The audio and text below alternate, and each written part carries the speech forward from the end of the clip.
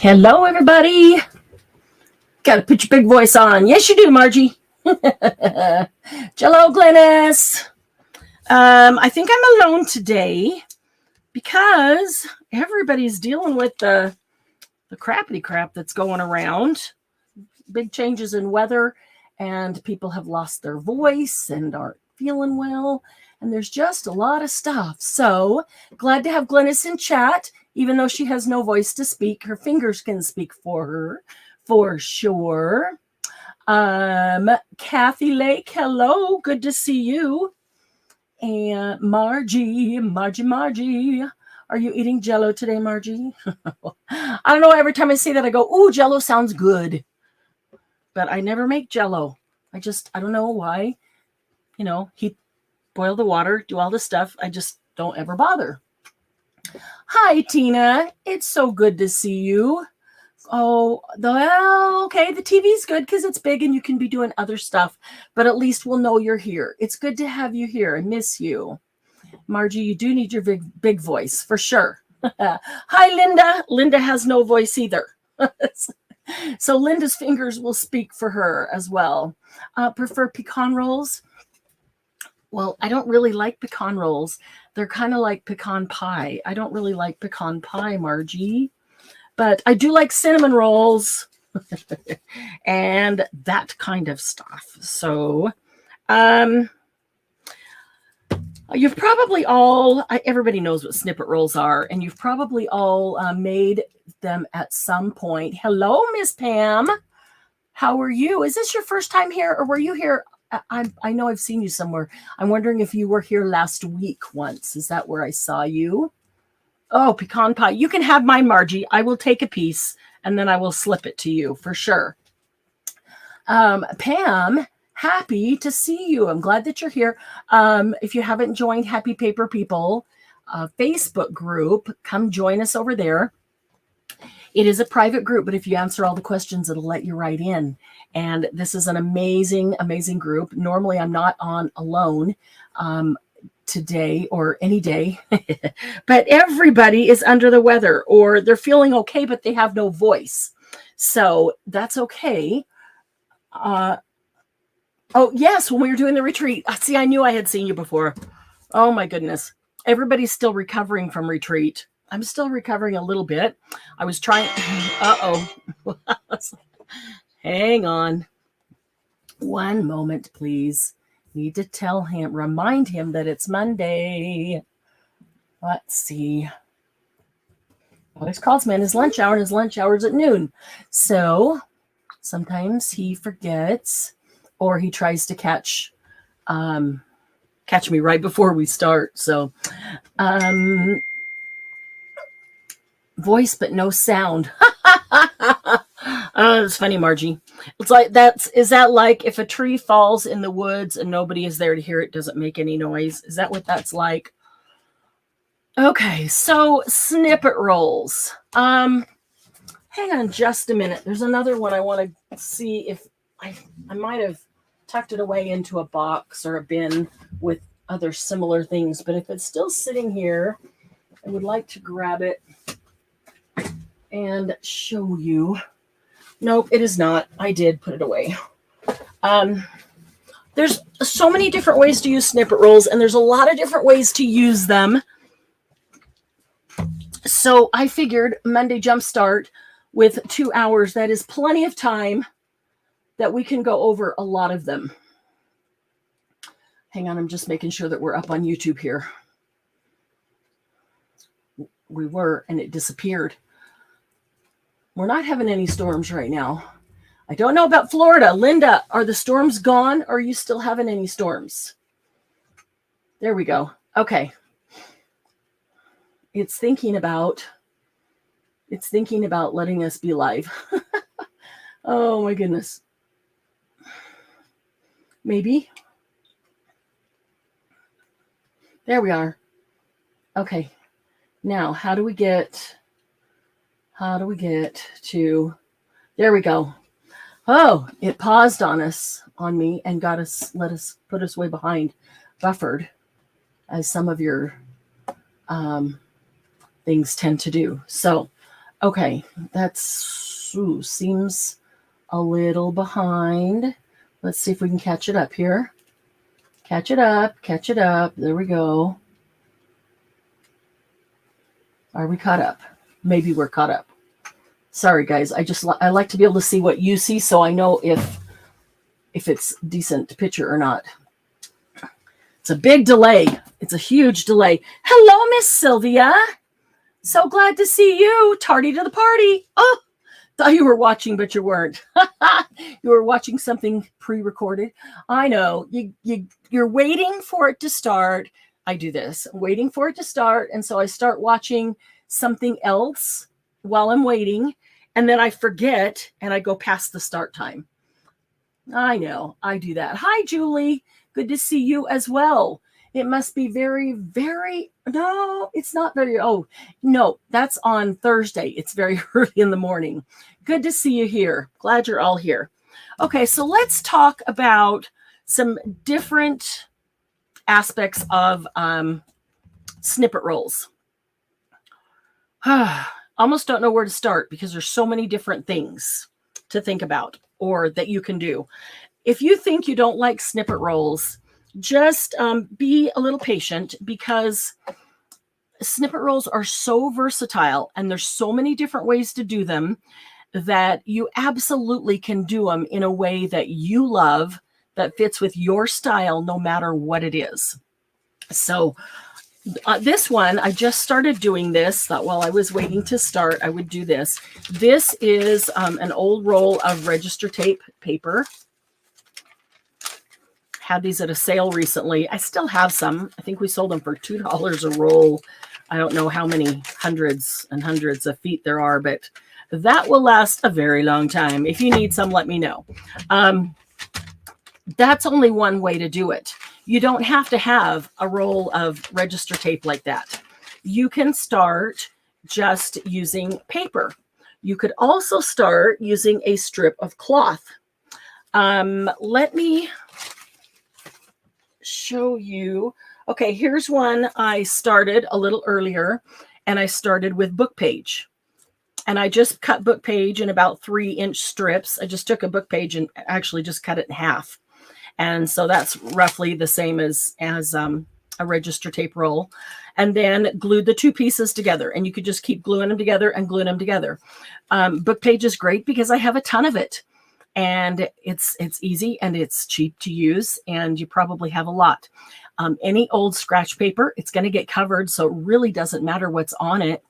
In fact, if you have scrapbook paper that you don't really care for, that's perfect to use for that because you're going to cover it up. So I'm going to keep an eye on chat as well as doing this. So there'll be moments when I don't see chat because I'll be focused on showing you something, but then I'll come back here and it's not really this is not really so complicated that I can't watch chat. So 5:07. Oh, daylight savings time started. Awesome, Julie. So now it's an hour later. Well, you know, that tiredness usually lasts a couple of days after the tired. Okay, so the book page, I think this is the book page that I used, and I just took a couple of these and cut them. I have so many things here to show you. Let me see if I can keep them all nearby.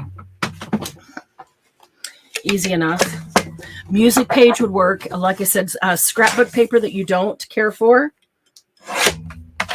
Okay. There, I've got 1, 2, 3, 4. It doesn't even matter if they're the exact same width. It doesn't matter if they're exactly straight. It doesn't matter if they have rough edges. None of that matters. And you'll see, you know, why, because there's so many things that you can do to them. But if I was starting with this, whoop, besides throwing it on the floor, I would probably just glue it in together like that. Again, you don't even have to start that way. You can start doing one, and when you get to the end, glue another piece on, and then glue another piece on. Or you can glue 2 or 3 and get yourself a long strip to start with, because you don't always work in exactly one little tiny section and move forward. And then when you get most of this done, then add a few more on. and go from there. You can start with a strip of fabric. A strip of linen or muslin works nicely, but I don't like to use the fabric for that because it's going to get totally covered if I'm doing it with paper. If you're doing it all with fabric and appliques and things like that, then yes, I definitely use fabric. But today I'm specifically talking about paper snippet rolls. We'll do fabric ones on a different day. So that's an easy way to get started there. Let's say you have some scrapbook paper that you don't really care for. You could just glue it together like that. But if you're going to do light colors and maybe you're going to see through it, maybe you don't want those bright colors showing through, just turn it over and do it like this and glue that on like that. I'll probably use this, so I'm not going to glue that on, but just use the back, because when you use your snippet roll, whether it's cut up or whole, it's going to be face down like that. So you're not going to see what's on the bottom. And in the end, if you chose to use it as a flip or something where you were going to see it, you could take a piece of coffee dyed paper and glue it on the back just to back it.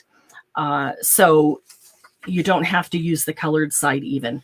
Just use the back side of that, no matter what it is. You can use coffee dyed paper or not. I prefer not to because, again, I like to see the coffee dyed paper, so I don't want to waste my coffee dyed efforts or purchases in making that if it's just going to be covered up. So what do I like to use to cover it?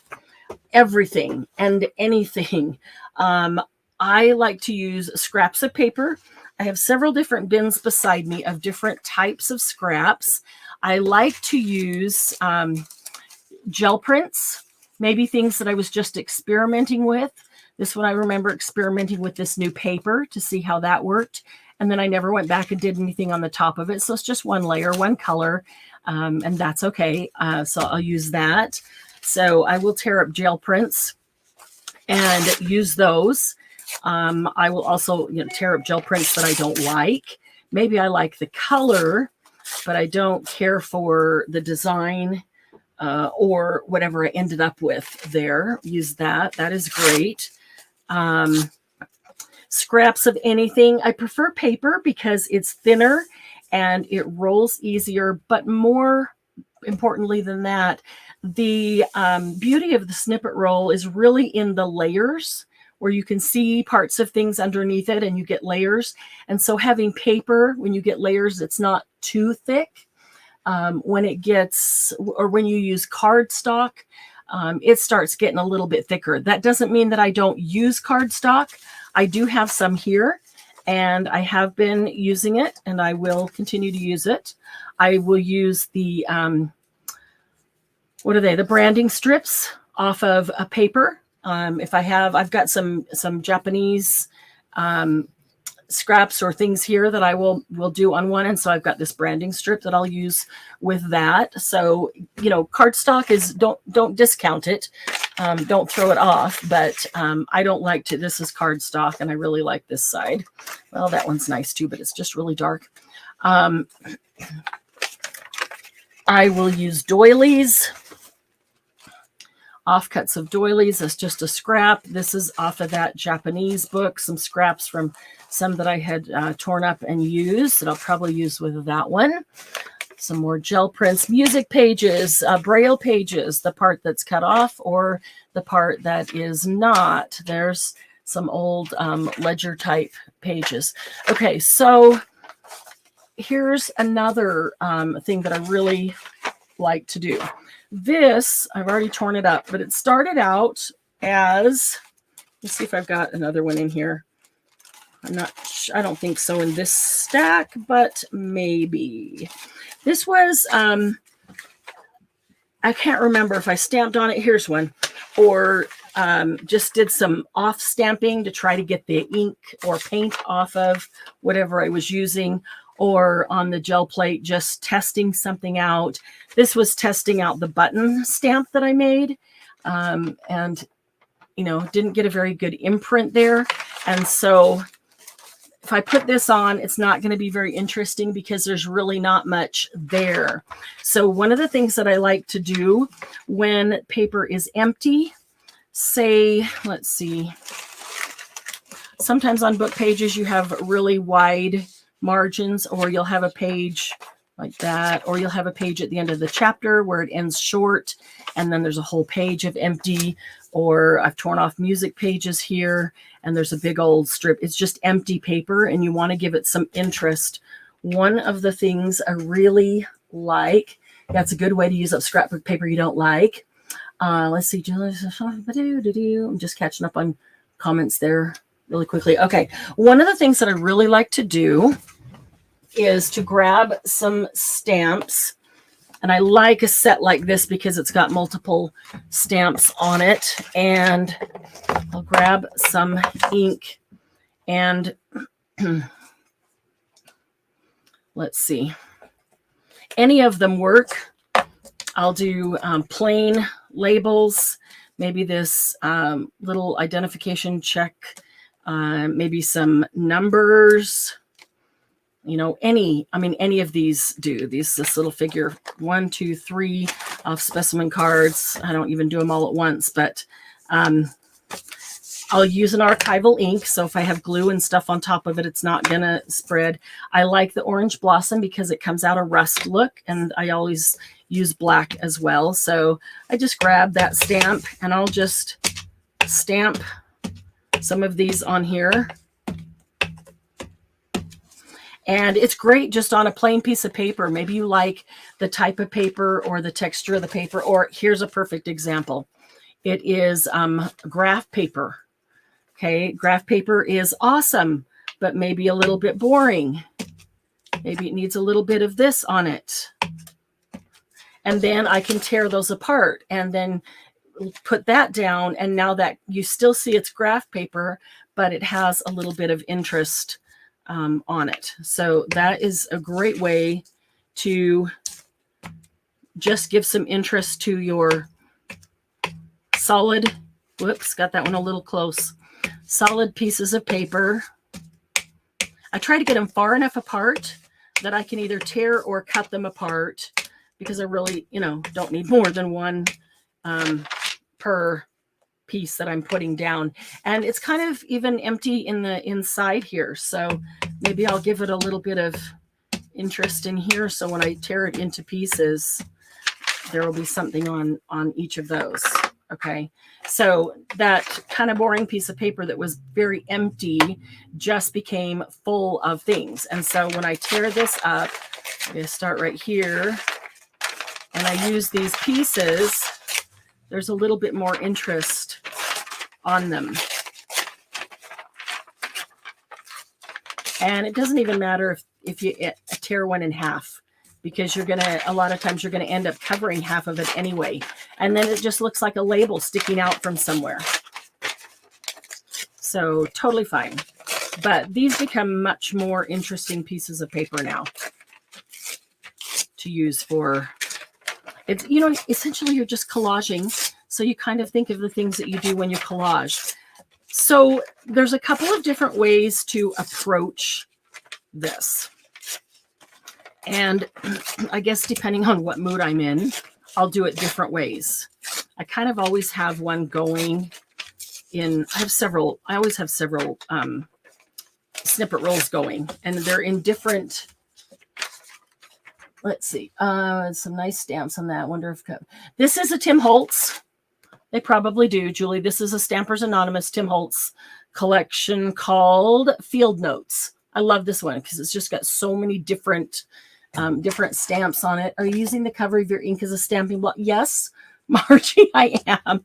Sometimes it's easier just to do that and grab it than to go find a stamp block or grab a stamp block even.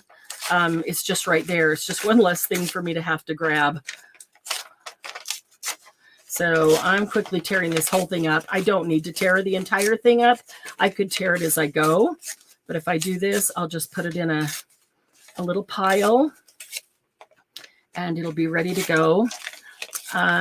You can always tear large pieces down into smaller ones, There are frequently times where I end up with these little spots between things where there's a little gap that I need a small piece. So I don't mind if I get some of those, little tiny pieces there. So I'm just going to set those aside there. Hi, Toby. Good to see you.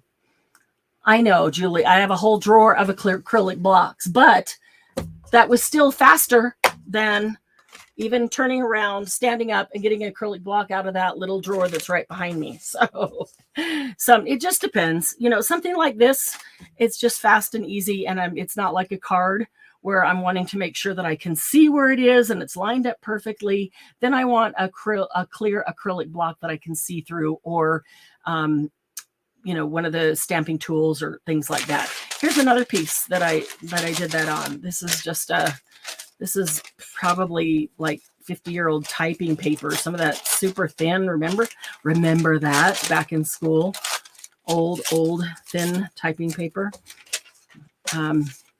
So yeah. All right. So the different styles, different ways. One way to approach it, if you want, and if you are, when you get in a funk and you are not feeling very creative, collaging is always good, or doing snippet rolls, because they're going to be so useful later. Here's another one. There was not much on there, so I just did these around it, and I can tear those off. Doing snippet rolls, and you don't even really have to think about them.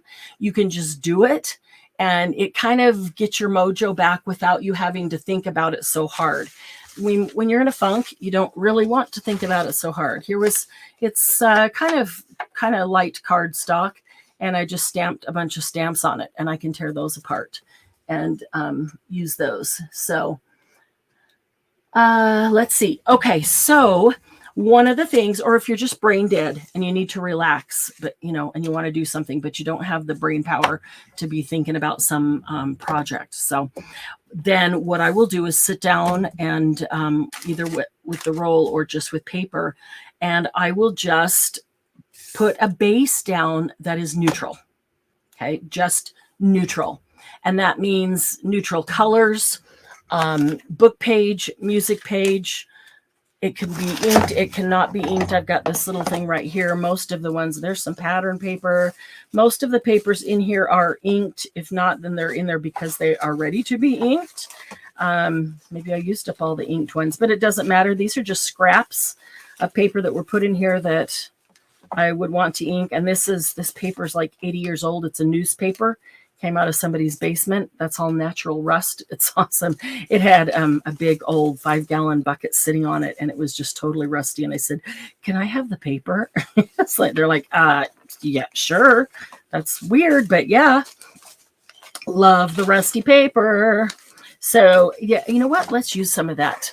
Another thing that I have that is old like that is this 1926, so almost 100 years old, New York Times newspaper. And it is so brittle.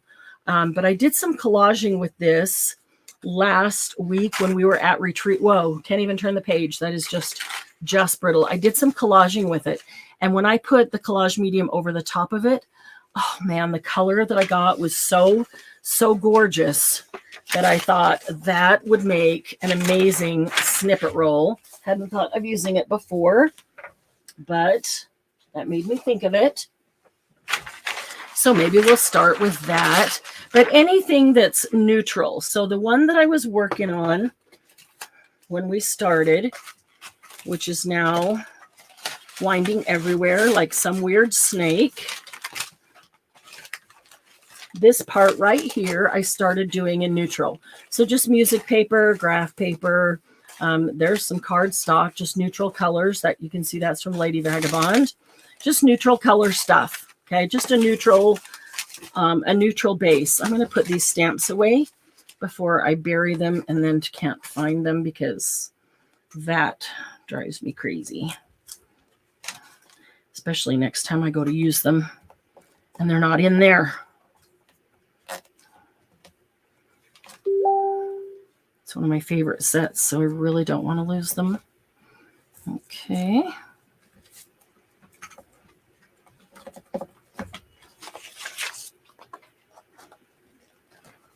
Okay.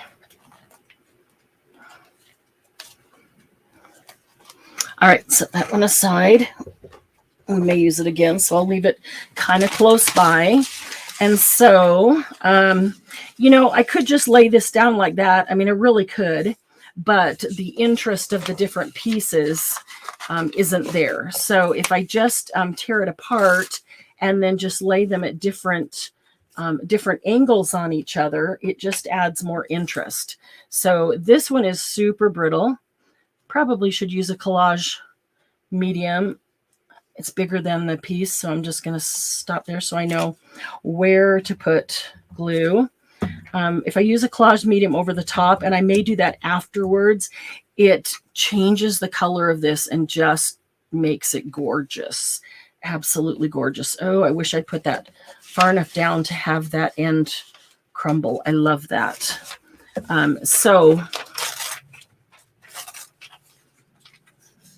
So I'll just start. I'm just going to, it is so brittle, I think, rather than try to put glue on it, I will, I don't want that side, but I do kind of like that. I'm going to put that right there. Part of it's going to get covered, but if there's an edge, I can put the edge right next to the edge. If there isn't, then I can go ahead and just tear it so I don't have an edge.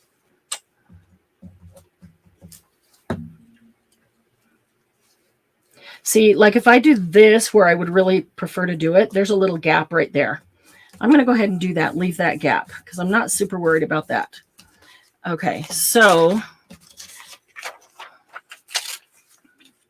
I need some pieces that have lots of words on them. Make sure, maybe I need to bring my camera down a little bit. I might be, hi Sheila. Make sure I'm in. There we go. That's a little bit better there. Hey Bonnie, good to see you. Sheila makes snippet rolls, but never use them. They get too bulky when things are added. Just not my go-to. So I found that they get really bulky, and I don't use them when I use cardstock because, yeah, it gets really bulky. So I prefer to use paper that is much thinner. So when you add the layers, because it's those cool layers that give it its character, when I add the layers, then it isn't super bulky. So that was my my lesson from that. Sometimes you might want it bulky, but not always. And especially, see how brittle that is? I'd go to lay that down and it just literally falls apart. I love this paper. When you're putting it in a book, you don't want it to make the entire book stay open because it's so bulky. Okay, so I just want to put a few of these down to show you where we can go from there. I'll try to get the edges down because this is so brittle. Okay, let's see what we've got here.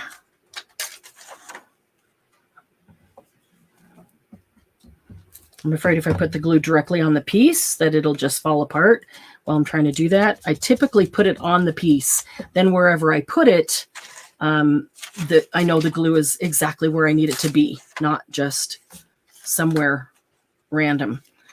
So it's only because this is so brittle that I'm not putting it. See, I have a lot of extra glue there.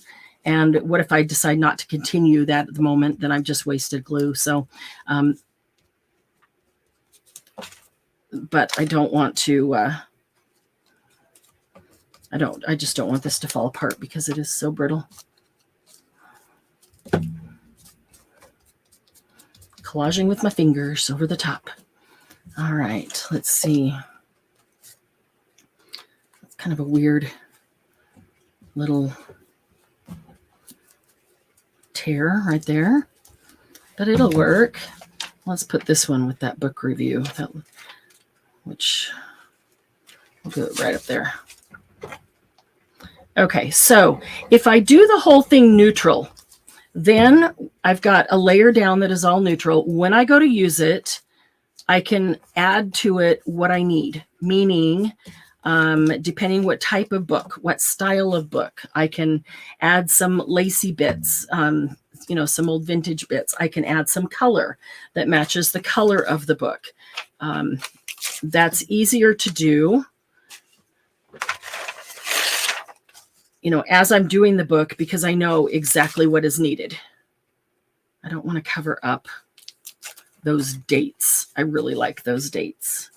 So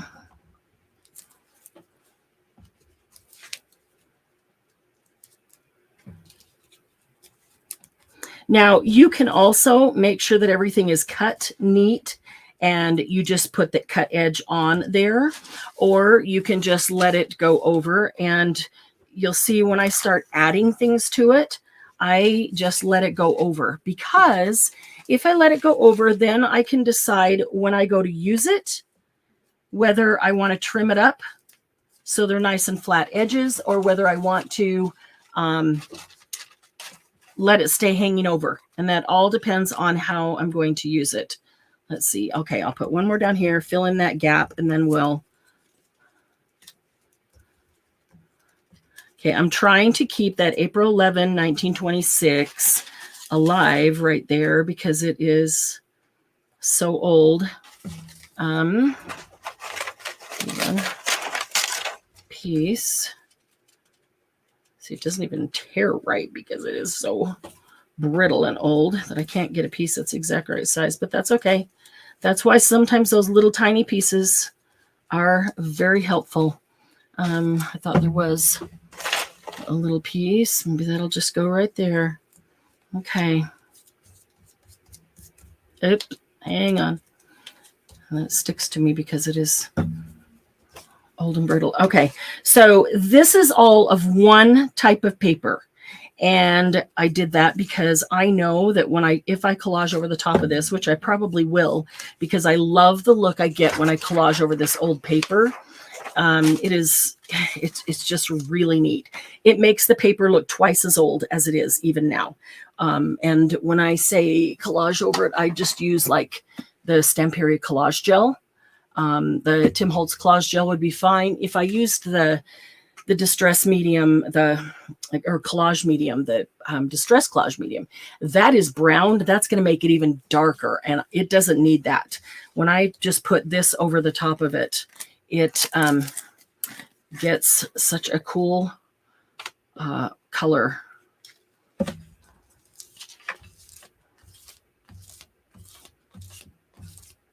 Give that a minute to dry, and you can see a little bit of what I'm talking about.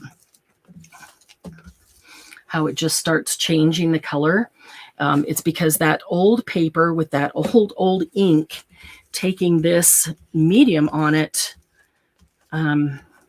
it just changes it. It's really cool. And so it gets looking even older, like it's completely aged, like we inked the edges and I haven't touched it. It just came just like that. It's just so old and brittle.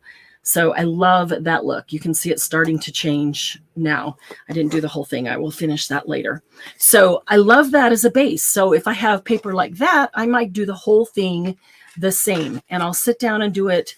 I'll just, as long as I feel like, if you're trying to get your mojo back, then just sit down and do it as long as you want to. It doesn't require, thought and planning and creativity. Just start slapping paper down. And anything that's neutral, you could do the entire thing of book pages.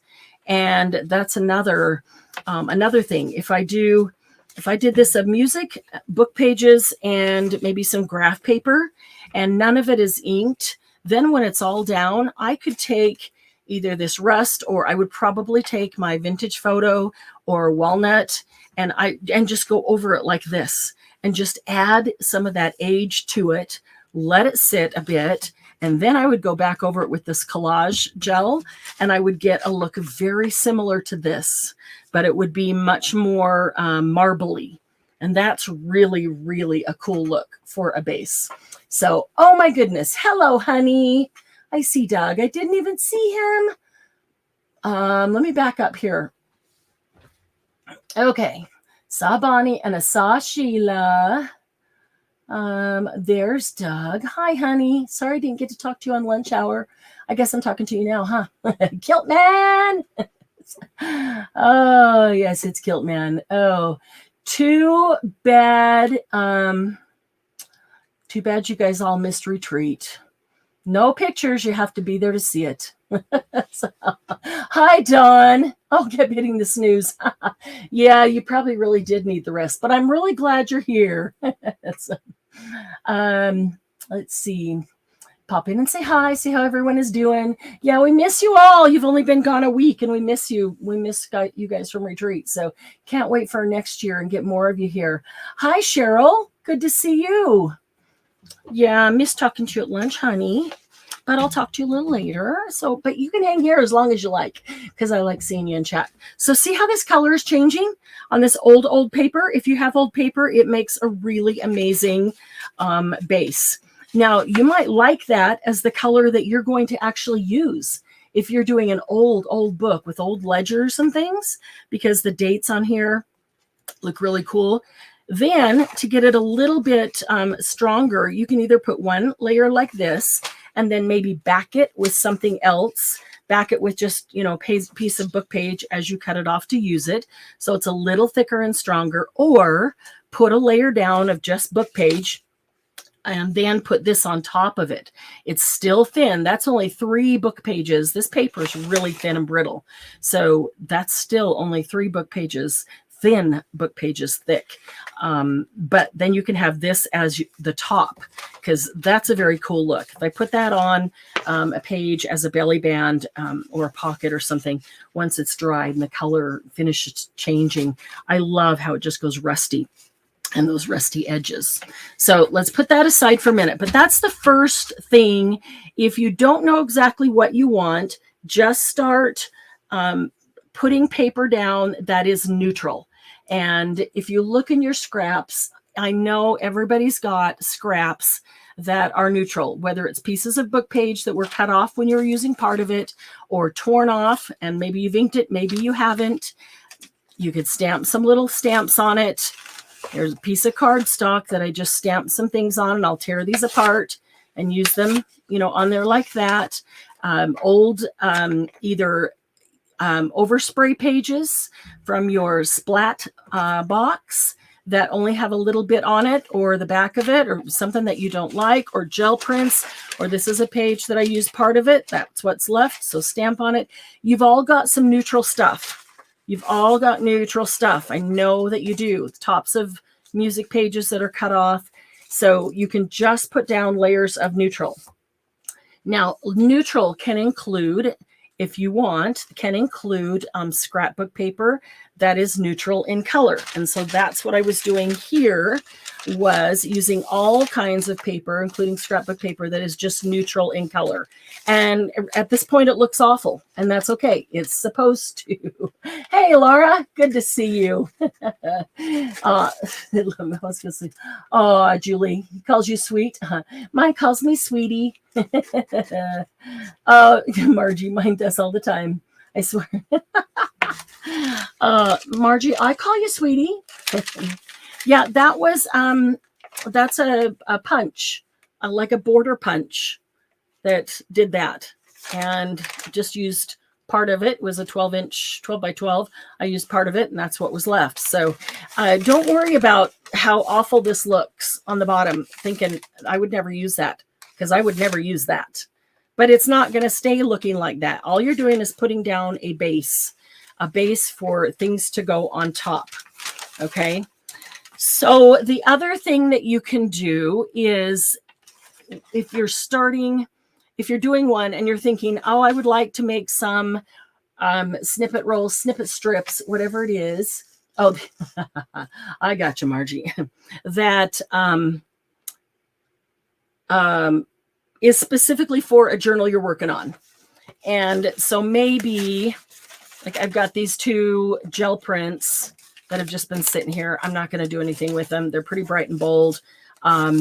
Maybe they would go with the colors in the journal I'm working on. And so I could put down some neutrals, and then I could start putting pieces. Let me move this one over.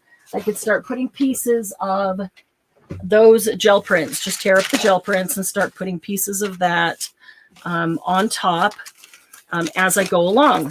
And so I'm doing more than one layer at a time. And if you're doing it on a roll like this that is like register tape, then obviously it's never ending. But if you're doing it on book page or music page or scrapbook paper or something like that that you're cutting up, the one thing that I would recommend is, as you come to the place where the two pages are connected, put paper across the top, like right there, put paper across the top of that juncture, okay, so that you don't see the juncture. So it looks like one never-ending strip. It just looks more cohesive, and, you know, typically you'll like the look of it better in the end if you do that. So I started putting this down, not because I'm doing an orange and blue journal, because I really am not, but I thought it might be a good opportunity to show you another technique that you can do. There are so many things that you can do on Snippet rolls. I could take this and I could add some of these. That happens to be orange. I don't know why. Orange is not my favorite color. Maybe that's why they're stuck in here, because I will never use them. But I do really like this. It's a red orange. You can see the red in it. It's a red and gold orange. But that orange and blue, yeah, they're very pretty together, aren't they?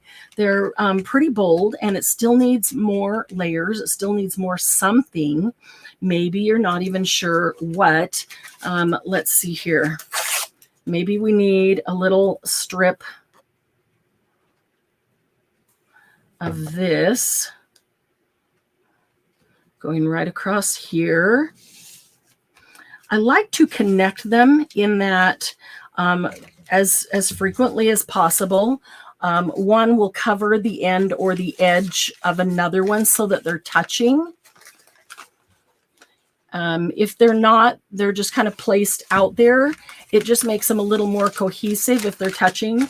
But every edge can't be touching. Otherwise, it would just be completely covered in that, which you can also do.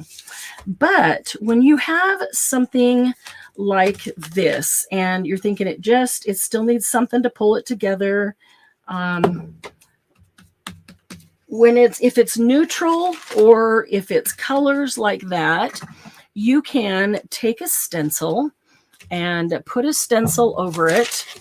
And let me see, what are we going to try here? I got a couple right here. Let's see what might work. That might not be. It might not be dried out. This one might be dried out. Oh no, I'm going to have to get that one wet. Let's see. Whoops. This one isn't, but let me not lose the lid or it will be dried out by the time we're done.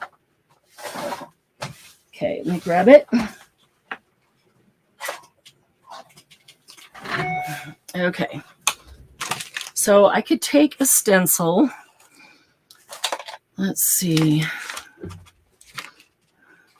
There's a stencil that it's just design, so it doesn't have any particular anything to it. So that's kind of cool. Maybe we'll start with that one. This is about the oldest palette knife I've ever seen. I got it from an estate sale, and it's stainless steel, Kerr, Kerr, Detroit Dental Manufacturing Company. So I don't know if it really was a palette knife or it was a dental tool, but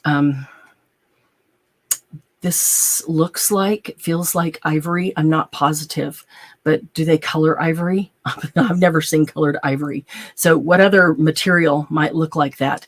And then this is stainless steel and not bendable. It's a really cool knife. Anyway, so I've got some mousse here, and this happens to be an expanding mousse, but did you know, and if not, you need to know that all mousse is just mousse until you put heat to it. So if you don't want it to expand and you just want the color and want to use it as mousse, just don't heat it. Okay. I'm going to do this and grab, whoops, just knocked my glue off on Okay, maybe that's a little more in one spot than I wanted, but maybe not. When this dries and then you go to use it, it looks really cool.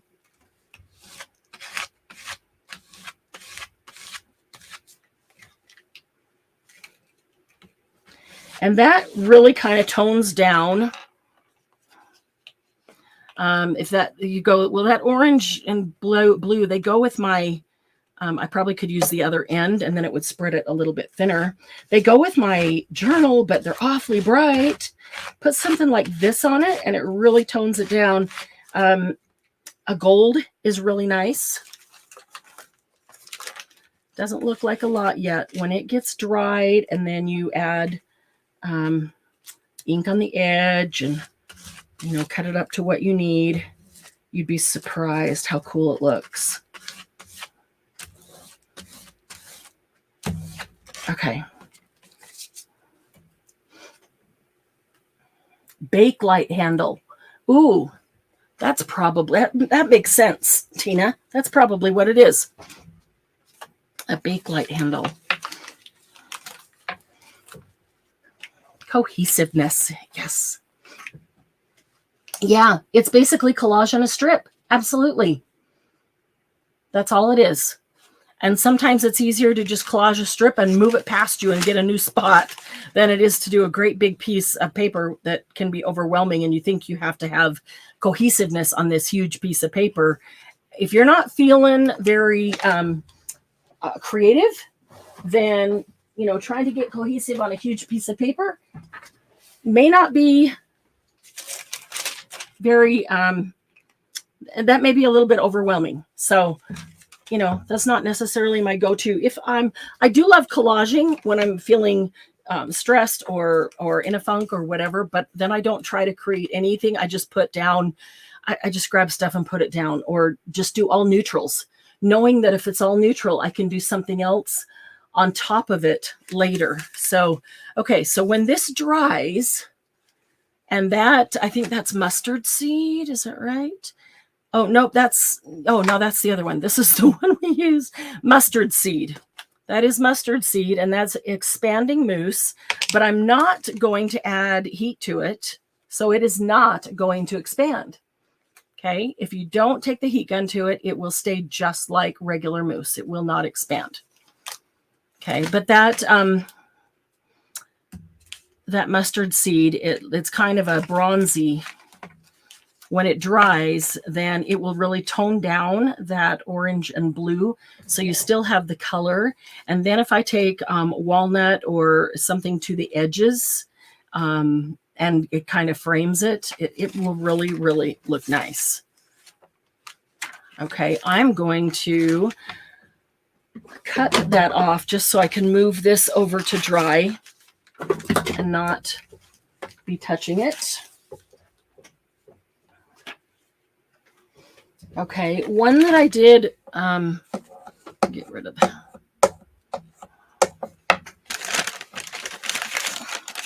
Baby wipes. See if I can get this clean now. It'll save a lot of trouble later.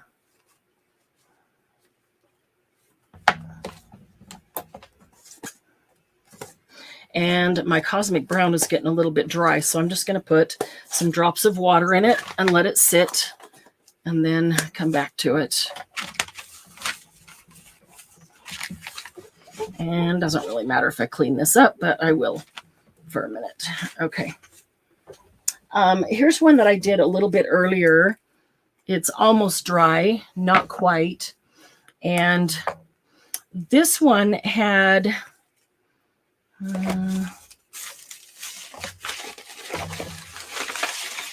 a lot of pieces of this on it, blues and greens.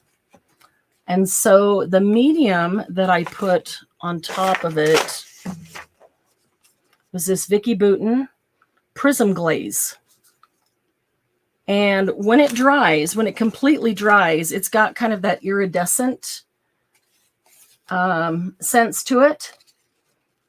So when I glance at it from one angle, it looks green, another angle, it looks blue. And if I turn it, I can see that iridescence in it. So that's kind of cool. And again, edging it up, maybe even adding some lace and buttons or, different things depending how you're going to use it. Okay, so, and, you can do snippet strips. They don't have to be snippet rolls. If you don't like rolls, just do a bunch of strips like that. And you can stack strips. You can put a hole in the end and put them on a ring so that you can grab them and take them off as you want to use them. Let's see. What else have I got right here? Let me take a drink of water. Catch up on comments.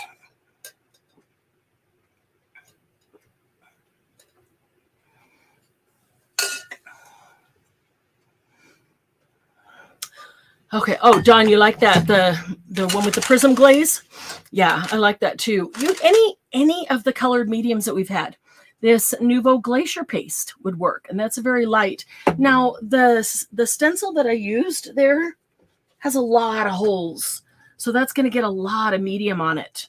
But let's do another one, and let's use maybe this one going down that way that doesn't have as many holes. There's a lot of covered space, and we'll get a different effect completely. Another thing I like to use, you see this one with the holes. This is one I was punching holes out of, and there's another, like this page, I was punching ring or hole reinforcers out of this one. And so this would be a good page to stamp. I could just tear this off and use this in little bits and pieces here, and even put that over color. So if you put some bright color down and you're like, oh, that's a little bright, I don't want that great big bright, put something like that on it, just a strip down there. Then it covers up some of the color, but it lets the color come through. So you still have the color effect that you want, but you've taken the intensity off, by adding some paper, but letting it come through the holes.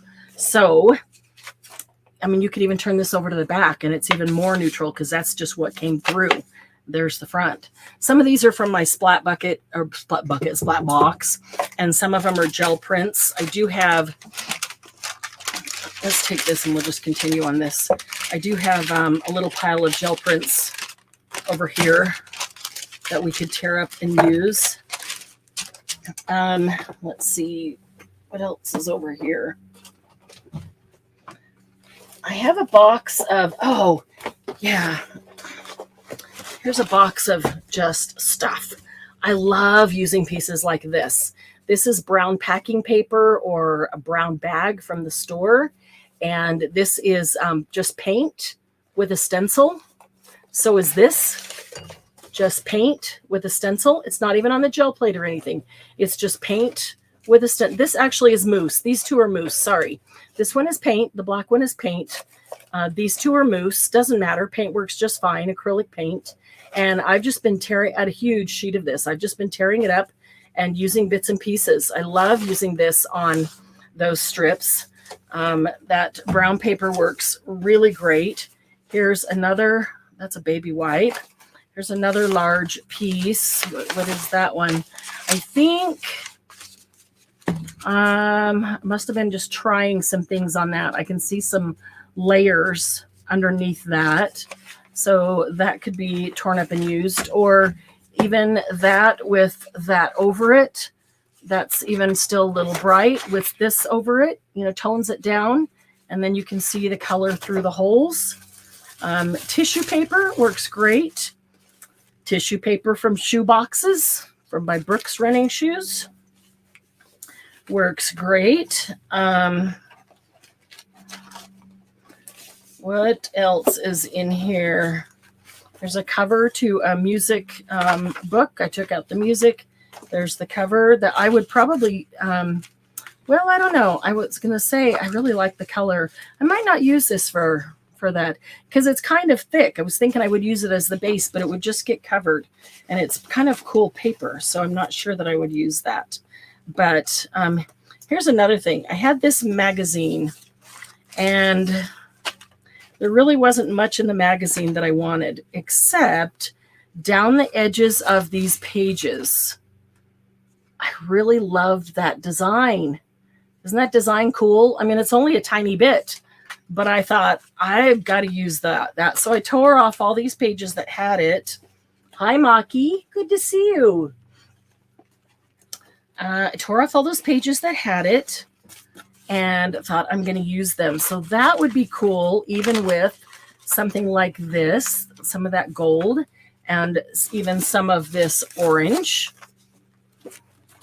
And you could tone it down with some gold or brown medium through a stencil, and even just the stencil here and there. You don't have to stencil over the whole thing. You can stencil here and there. There's another page from the Splat bucket that's good. I've got super thin ones, and that one's got a great big old feather in it that you can hardly see because it's so thin. And I've got thick papers and thin papers, and they all work. So if you wanted to carry a color throughout it, in fact, here's several ideas. If you want to carry a color throughout your entire snippet roll and use it all the way through a journal, you can make belly bands, you can make corner tucks, you can make pockets on the bottom. You can cut just an inch strip and use it on a pocket just as embellishment, all the little bits and pieces. Then you could use things that are of the same colors. Say I had a couple of these that I had gel printed. I could tear them up and use it on a huge strip or a couple of strips, and then use that throughout the book. And so the colors go throughout the entire book. The other thing is maybe my my strip, my snippet roll is all whatever as the base, doesn't matter. But what I do is go over it with the same stencil.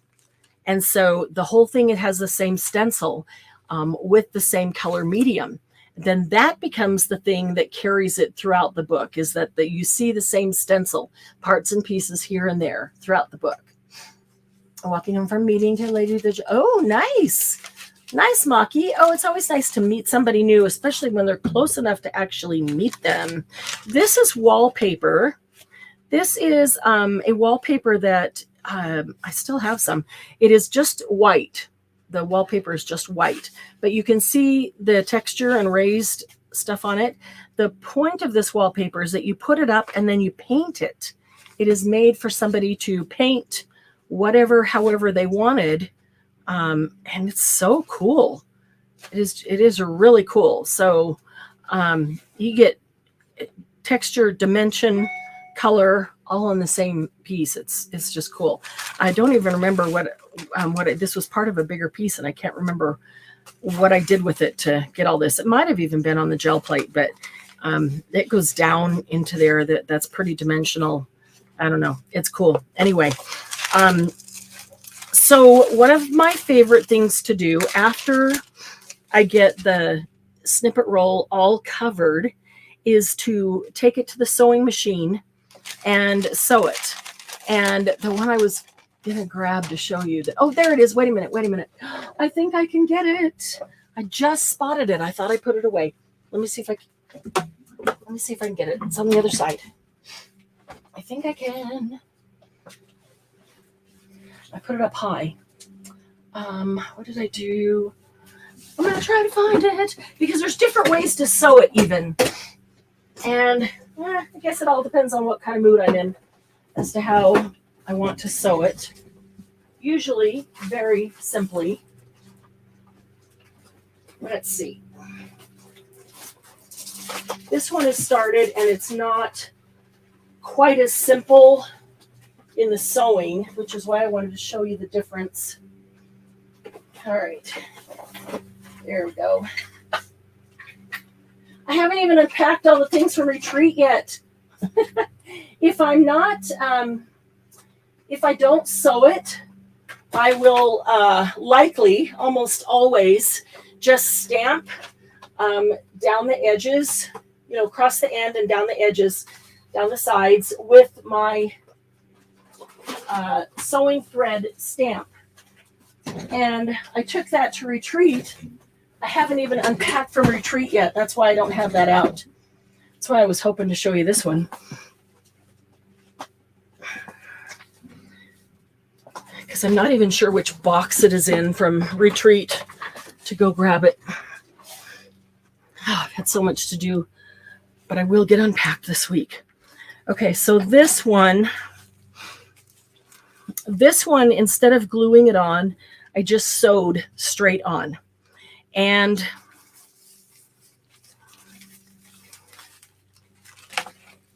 so the back is one of these, thermal paper from a register. It's just register receipt. Okay, and I didn't glue anything on. I just sat at the sewing machine, grabbed pieces of paper, and forget this stuff for just a minute. I just grabbed pieces of paper and just started sewing pieces of paper on. And so I would go, well, you can see. I went around and, down. Mostly just kind of went down. Maybe I went over, down some more and across to make sure that the paper was all kind of on. And then I went back over it and sewed on the pieces of lace and trim and ribbon and fiber and whatever it is. And so as I just held this down and sewed right over the top of it, right there. So as I sewed over that, then I just went around everything. And so I just sewed over that, and then I turned it so I could make sure that was down. And then I turned it back over here, got that one down. Then I turned it, went all the way around that, turned it, I just kept doing this until everything was sewed down. And I thought, I really kind of like the back. The back will never be seen anyway, so it doesn't even matter. But my point was just to make sure that everything was sewn down really well there. And so I didn't have to use any glue at all. I just sewed everything down as I went. And this was a big old flower. I wanted to make sure it wasn't flopping, so I sewed it both directions. And I just put my bit bucket, my scrap bin for my trim and lace next to me. There's even some edging of braille paper. And I would just grab bits out of there and sew them down. There's a piece of doily and trim and embroidery floss and burlap and ribbon. And there's a piece of fabric paper. That's a piece of wallpaper right there, that flower. Had these flowers around forever and just didn't know what to do with them. So that worked perfectly. Little tiny bit of wallpaper there and fiber. And I really like this paper, but little tiny bits left. So I just cut it out with the stamp scissors, edging, and more doily. And, so it's just, so not even having to use any glue. That one I just sat down and sewed. So, but I don't always want to sit down at the sewing machine. Or maybe you don't have a sewing machine, or maybe you just don't care to sew. That I totally understand. And that's why I'll do these. I just sit down and put it all on with glue. If I know I'm going to sew it, I'll just put a little bit of glue, enough to hold it. But if I know I'm not going to sew it or I'm not sure, I'll just glue it down. And then when I'm done, I will take my my thread stamp and I will just stamp all the way down the side across here and all the way down the other side. And then it looks like it's been sewed and it's ready to go. So whatever you do with it. So we could put a base of neutral on here. Hang on a second here. Where are we on time? Okay, we have an hour, almost. Not quite. Let me catch up on chat. We'll go to the paint shop and look at the textured wallpaper specifically to use on the gel plate. Oh, yeah, embossing folders, yeah.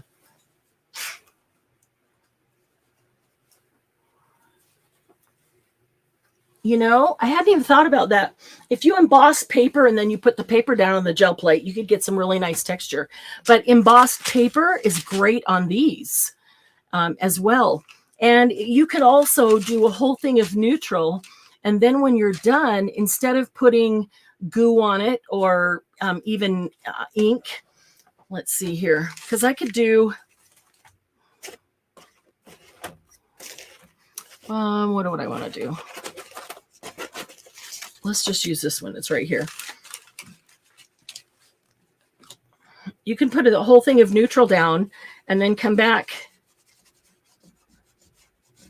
Okay, that would be much easier with a brush. I'm getting more of it on the stencil than I am on the thing. But come back with a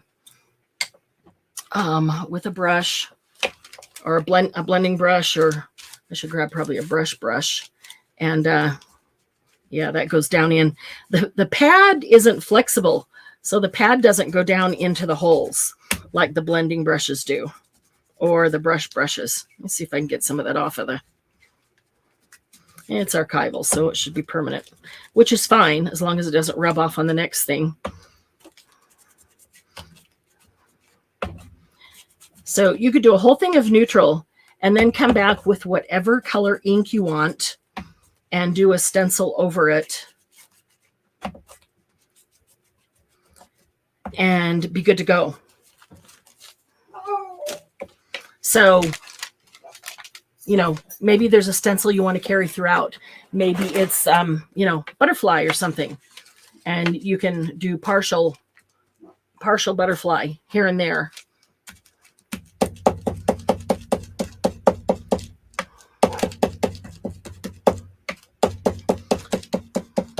A butterfly wing. You know, you probably want to go ahead and get the part of the body in there so that you can tell what it is. But even that is pretty. I kind of like that better. It's much smaller than these great big pieces. And if you do this and you don't like it, put some more paper on top of it. No biggie. It's just paper. I do like that. I like that much better than this because they're great big, they're great big spots, which might be okay depending what the base was. But if you get that down there and you don't entirely like it,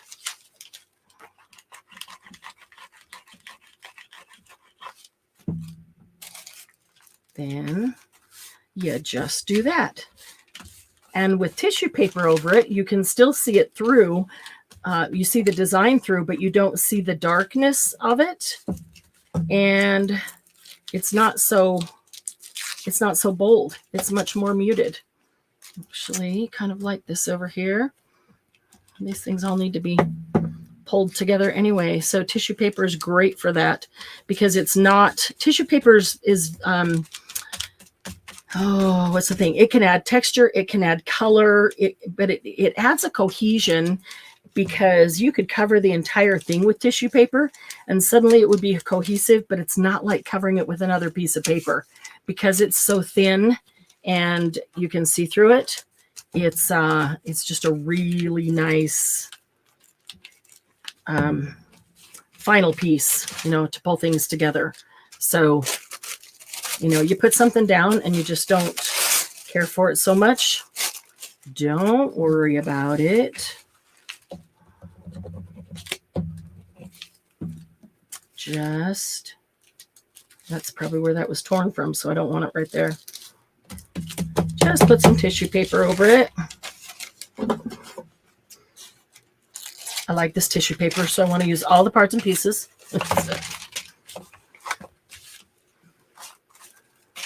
And you can put it all the way throughout to bring the whole thing together. I mean, it changes the look already.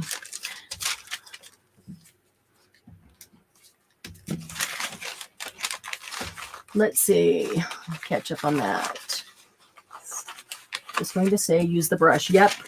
Clean it with a baby wipe. Yes. Over the strip too. Yes. That's a good idea as well. Yes. I do like the look that the baby wipe leaves behind. I really do. So I like the tissue paper over something else. Let me show you this. So if I put tissue paper down here and there's no other paper there, it's still going to look cool because I like the tissue paper, but it's just not the same, is it? As the tissue paper on the just the white is not the same as the tissue paper over something else. It's just, this looks like it has so many layers and so much dimension that you don't separate everything. And here it looks like tissue paper glued on thermal paper. And that's not quite the look I want. So let's try a little of this. I'm actually going to keep some of that. I'm not even sure what color that is. It's kind of yellow, kind of green. I don't know what color that is, but I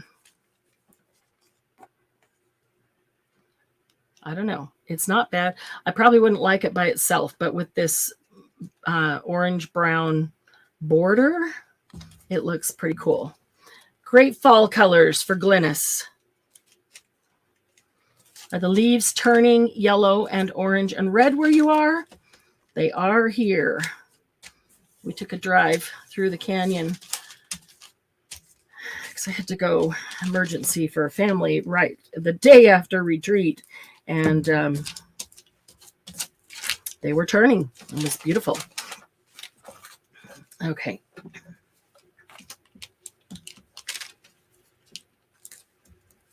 Oopsie. That's what happens when you get glue on your fingers. So we'll start to get some of that down. And I don't care if maybe I want the white to be covered up, but I don't care if it's there, because then for sure I get all of the colored part and I can put something else over the part that's white. So that is totally fine. And I don't want to just line them all up. So but when it's a straight edge like that, I do like putting that on the edge. If it's a straight edge and it's in the middle, then I'll put something over it, over the edge, just to take the edge off it. Oh my goodness. Let's see what else I've got that is in that same, oh, wait. This maybe is in that same color scheme. I could tear this up. I'm going to use some of this.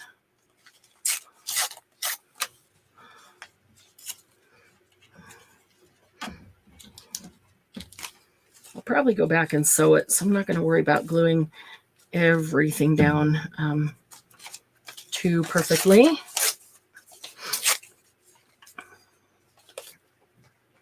I did see your pictures, Glynis. They were really pretty. I love that time of year when the trees go yellow and orange and red. So pretty. Bye, Sheila. Glad that you were here for a while. It was good to see you. Let's see. We could probably do a piece like this right in the middle. There's an edge on it on the one side. I'll just have to make sure that when I finish it or do something on top of it, that I put something over that edge. And we need, tear this all the way down. Oops, didn't mean to tear that fancy end off. That's the end I wanted. But I'm going to put this right here. Hope I'm staying in camera. Trying not to get it in the middle of the paper for glue. That'll go right there. And then I'll just tear it off right there. Oops. Sticking to my fingers again. So that helps. Now we put that tissue paper down, and I don't typically like little tiny pieces. I'd rather have large pieces. If there's a small piece, I'll try to put it underneath so that you don't know it's a small piece. It looks like it could be a large piece, but these other pieces came in over the top of it, and all you can see is that little bit of it. Okay, my fingers are getting too sticky. So let me see if the baby wipe will take some of it off. The flowers are coming out and the birds are hustle bustle getting ready for nesting. Oh my goodness. That's because it's spring in Australia. Okay, so this could be really pretty, especially with some of that rust-colored ink on it. You know, you can even do a clear or an iridescent medium on it so that you can see the color through it, but it gives it some texture and dimension. So let's do this here.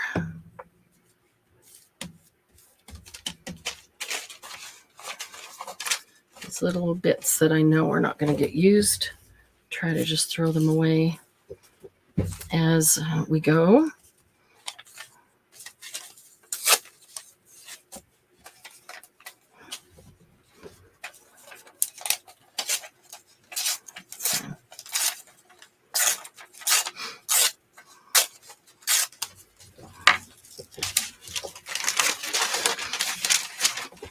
All right, move that down. And I'm going to go ahead and tear this one and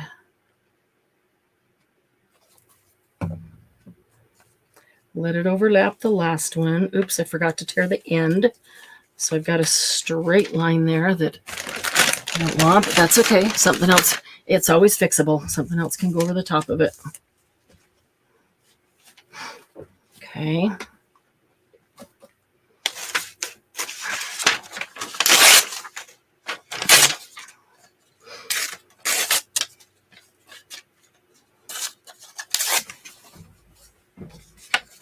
Okay, I kind of like that label. So let's see if we can keep the majority of that label. Put it right there, but let's get something underneath it.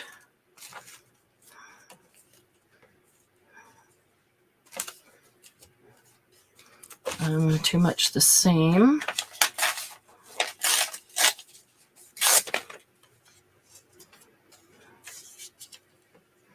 That's not big enough. Keep that label here. Hang on. Hang on. I was trying not to tear up all the labels on there because I like the way the labels look. Okay, here we go. So there's some washi tape. That was a master board I made.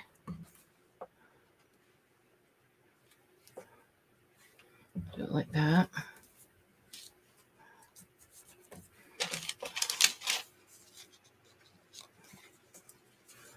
And then this label can go right over here.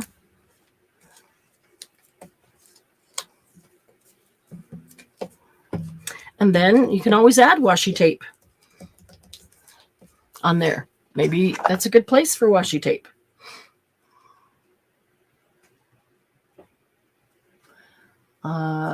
Dawn, large buildup of magazines. Really need to go through them. And yeah, Dawn, I've been sitting with piles of magazines and books as we watch a movie. When I'm exhausted and can't do anymore, at night we'll sit down and watch a movie or a show or something. And I've been sitting down with a pile of magazines, books, encyclopedias, things that I have that I know there's something in that I liked or I wouldn't have kept it. And I'm just going through them and taking off the cover if I want the cover, but then just tearing out the pages that I want and recycling the rest. And that's really helping. It's, you know, instantly cutting my stack or my box or shelf of magazines and books, you know, down by 2/3. Oh, stamping magazines. Those stamping magazines typically have lots and lots of great images that can be cut out as faux stamps. It's another thing that I do while watching TV. That's another thing that I do when, you know, if you're just feeling too brain dead to create anything, but you want to do something, I just sit down with scissors and a stack of things that I've torn out of magazines, and I cut out faux stamps. You know, your fancy scissors. So there's a lot of things that you can do when you don't feel up to doing something, that don't require a ton of effort, or probably more importantly, brain power. Sometimes, or a lot of times, it's that brain power that we just don't have any of at the moment. Let's put this here. So, I've been thinking about doing a video of my top 10 favorite things to do while watching TV. Because those are the things that I do that they don't require focus, concentration, a lot of brain power. They need to be done. It's almost like busy work, but yet it really needs to be done. But I got a bunch of things like that I like to do while watching TV. Spending time with hubby, but still getting some of my stuff done. Because I really want to watch the movie or spend time with him, but I still really want to get things organized or keep working on something in the studio. So it's a way for me to get something done that I may not want to sit in there and do because it just seems like busy work. What are the things that you guys do when you're watching TV? I wonder if there are a lot of the same kind of things. But does that sound like an interesting video or not? Maybe it doesn't. Top 10 things to do while watching TV. So this is a whole different story. So yes, so many of those done. I've got a stack of those too to go through. And they do have lots of things to cut out. They have lots of cute images of cards, that they're making to show you how to make. That you can cut out and use as journal cards, back them with paper or something, and use as journal cards in a book. There's a lot of those in those stamp magazines. So the big ones use as journal cards or tags or tuck spots. The little tiny ones make faux stamps. These two are going nicely together. This masterboard that I copied and these edges that I really like. Oh, I wish I'd put that underneath the edge there, and maybe I still can. Cool.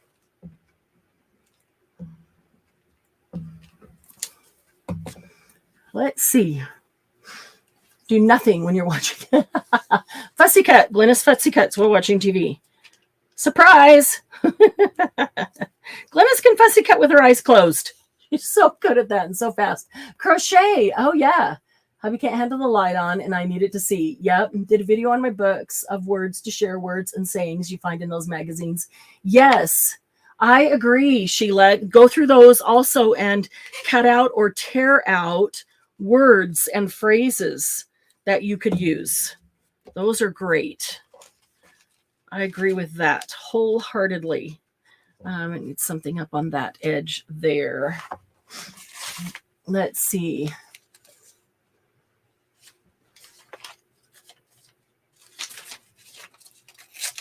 Margie, you could wait till next year and then send them down here, and then Glennis can take them back after retreat.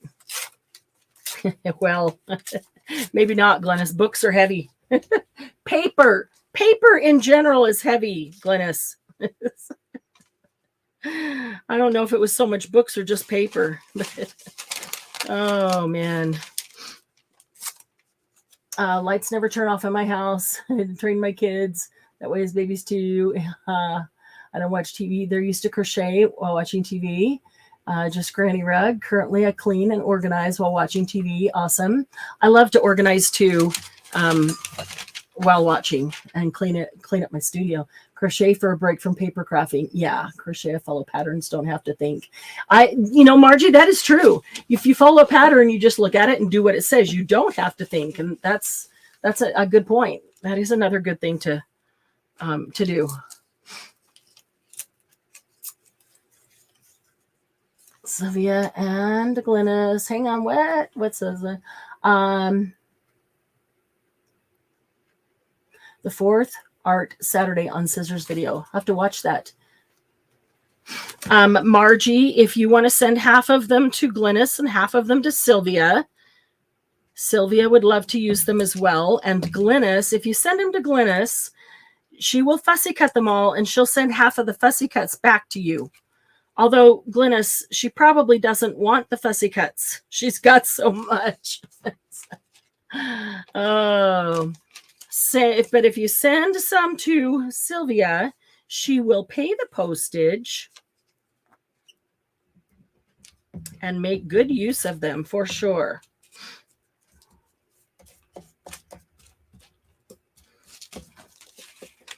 All right. So this is getting, let's see, where did we start? Kind of about right here. Okay, so this section right here, we started doing with, let me finish this where I've already got glue, and then we'll stop there and do some things with. Yeah, I didn't think she wanted the fussy cut. She has so much. It's, Julie, it's just the cost to send it to Canada. It's crazy. It's crazy expensive. It's like Australia. International postage anymore. All right, let's get a couple more.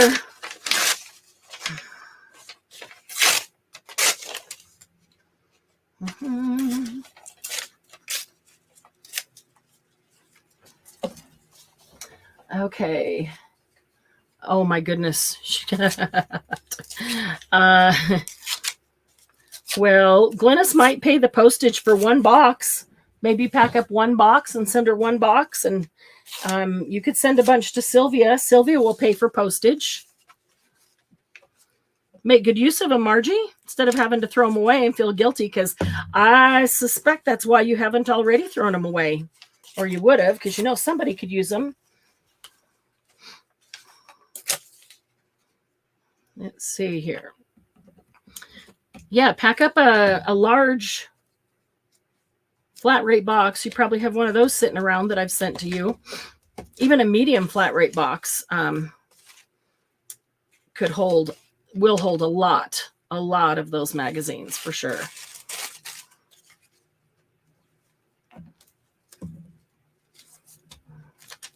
And send that to Sylvia. She'll make good use of it.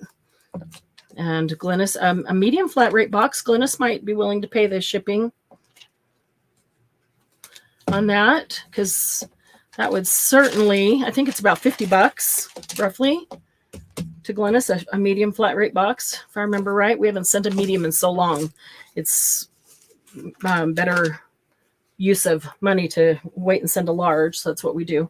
But $50 would certainly be worth all the magazines that you could get into a medium flat rate box. You can get a lot. Just too lazy to get rid of them.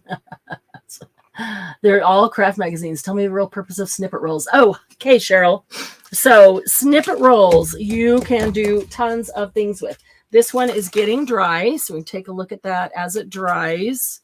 It'll be better and better as it completely dries. And this one is starting to dry, and you can see how the color of the paper, that old paper, is looking really cool.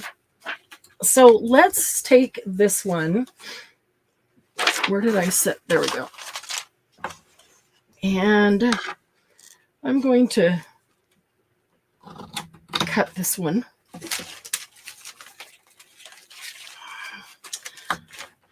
I'm gonna get my scissors gluey. I hate that. These are not my glue scissors.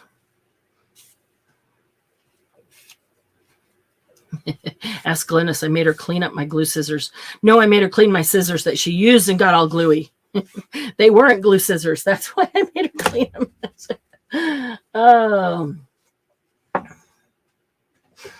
All right. Now, what do you do with this? What do you do with this snippet roll now that you've got it made?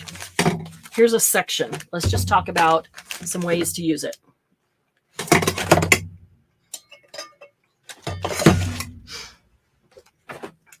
I should have pulled out some things to demonstrate with, and I didn't think about that.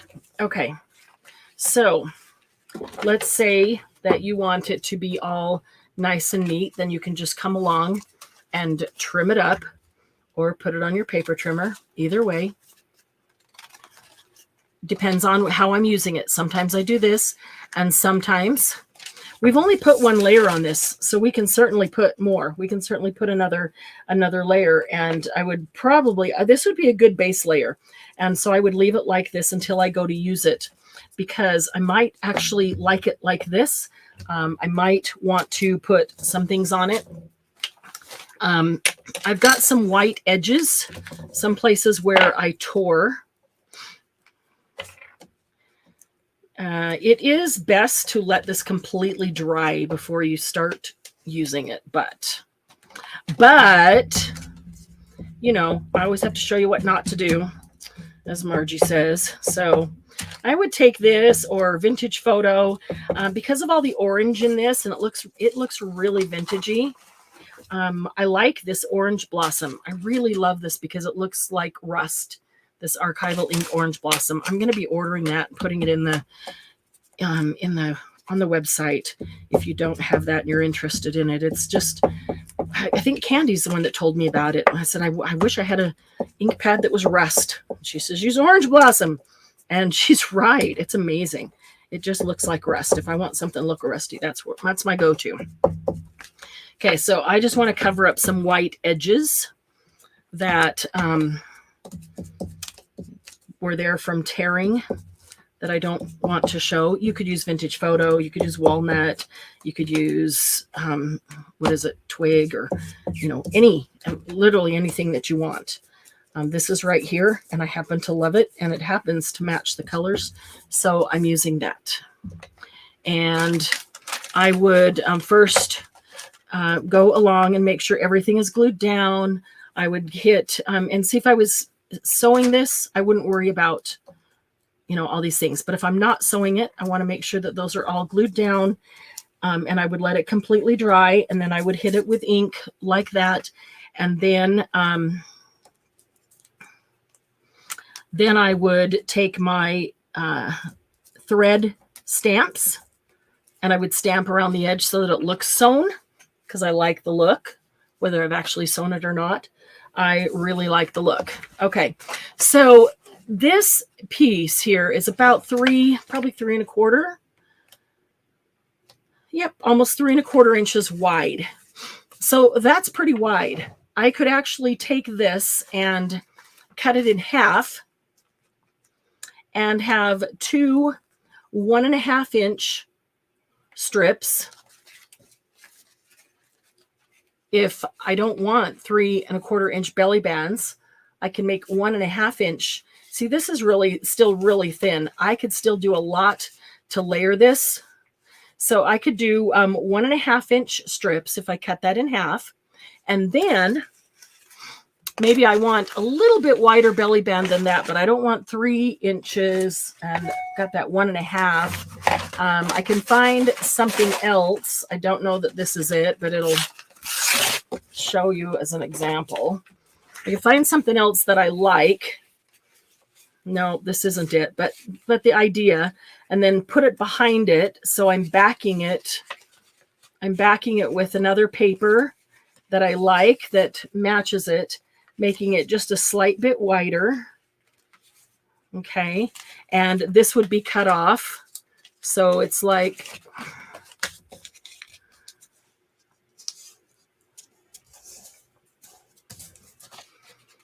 let's see. You kind of have to actually do it, I suppose.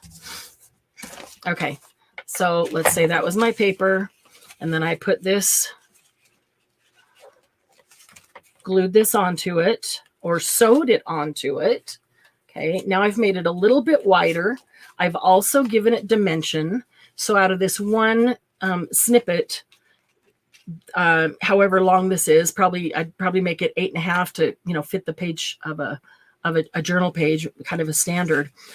This is probably slightly over 2 inches, maybe 2¼ but 3¼ was too much. So I can get 2 belly bands out of this, back it with something that makes it a little bit wider.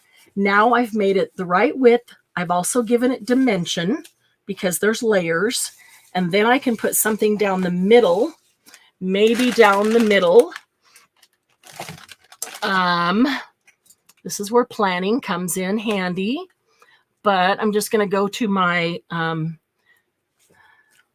my bucket here and see what happens to be here. Too wide. Looking for, let me bring it over closer.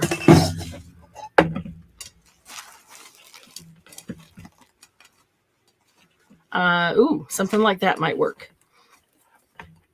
If the colors were right, something like that. If it was a black and white, that would be nice.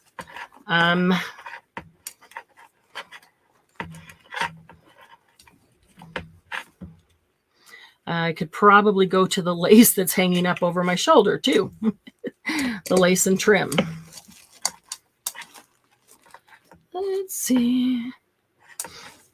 And I don't want white because it's not white. It's very vintagey, so I would want a cream or an off-white.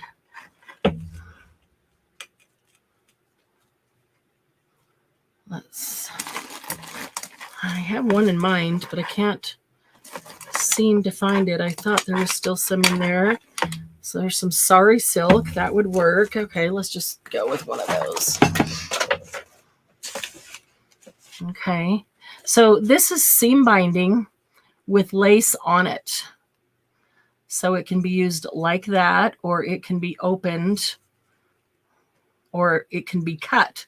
I could cut it right down there at the fold and then use that seam binding for something else.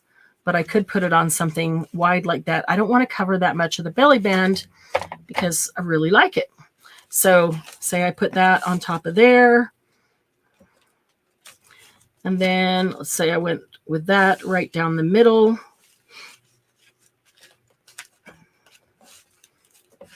Now you've got 3 layers of dimension, lots of texture going on, lots of visual texture. And if you really wanted, you could fold these edges under, sew them down, and make them nice rounded edges. So you could have 1, 2, 3 belly bands, if assuming each layer is going to be strong enough to hold, like this would and this would, depending on what you put, here. Actually, paper bag, it probably, or packing paper, it probably would as well. So you could do that. Or you could not put that on, and you could, let's see, right here, grab another option. I think there's some in here. Christmas pom-poms don't belong in there. You could put some of these rivets that you made right down there. You could put some, here's a faux ticket. It's just a ticket that's cut out of, that's the backing, the packaging from a Tim Holtz, I can tell because of the paper, from some Tim Holtz product. I just cut out a ticket. So you could use that, and you could decorate the ticket and then put a couple of those down there. Or what I was looking for is even things like keys. That's a broken key. Okay, there's a rusted clock. That one's a little large, although it would work. It doesn't have to be smaller than the thing on top of it. But some smaller, some gears. Here's some rusted lace. Oh, I'm not seeing what I was actually looking for. Okay, this might work. Here's some rusted washers that I rusted with our 13 Arts rusting agent. So you could put rusty washers down here, or 1 or 2 or 3 rusty washers, and then something else, rusty something else. Oh, rusty buttons. There's more rusty buttons. You could put those, all the way down. I mean, you could literally do anything. Just put anything on it that you would, just like you would decorate any other belly band. Let's see. Let me go back up here. I'm way behind. Hang on a second. Okay.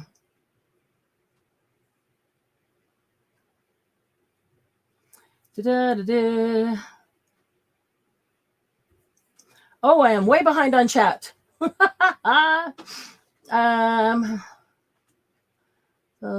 So feeling like I live on an inaccessible island. Oh, Julie, I know that there's a lot of crafters in Australia. We love having you here, and you should also try to connect with some of the people in Australia that you would be able to get some local things with and send things back and forth. Paper pulp, yes, Sheila, just definitely. 2 large boxes of scrapbook and stamp magazines in the garage, as well as a bookcase full upstairs. Yup. The real purpose is to use up stuff you don't know how to use. No, the real purpose is to create a base for making things when you go to embellish your journals. It's kind of like mass making. You make a bunch of stuff. So when you're making your journal, you can grab one of this and one of that and one of the other and decorate it right away. When you make a snippet roll, you can actually cut off things that are all coordinating, if you do it all coordinating, and make belly bands, pockets, tucks, tags, everything from that same snippet roll. So it becomes the base of everything. Let's see. Now, those books, those magazines are so heavy to send them out. Yes, you just cut off what you needed. What you need. I cut off this whole section so it would be workable so that I could show you. But like this one, I just keep it in a big roll and then cut off what I need. And as I go to use it, say I want, whatever section, this end or the other section, other end, or even something in the middle, I'll cut that out and then just wrap this back up with it and clip it back together. But then I take whatever I cut off and say, what do I want to do that to add to my book? And I might add some pearl buttons. I might add, something a little more purple. There's a lot of pink right there. And maybe there's purple in my book where I want to use it, or blue or gold. I might just go around the edge. I don't typically edge a snippet roll until I go to use it. So if I go to use this and say, I want to do the edge, not in vintage photo, but I want to do it in gold, or I want to do it in purple, then I do that at that time. So you just cut off what you need. But you can see how you could cut this off and put it on a page and you've got a pocket all ready to go. You can see how if, say you cut it off up to here and then you cut off whatever, you have this little strip left, you can take just this little snippet and how on a tag, you'll use a little piece of this, a little piece of that, making a cluster. That snippet becomes a really good piece of a cluster. Let's see. I love the colors on this too, Julie, and they're still very neutral. So if you wanted to, you could add red, you could add green, you could add blue, you could add yellow, orange. All those things would, even here, you could add purple. There's purple on this one behind and it looks great with it. So honestly, if you do it neutral, you can use it with any color.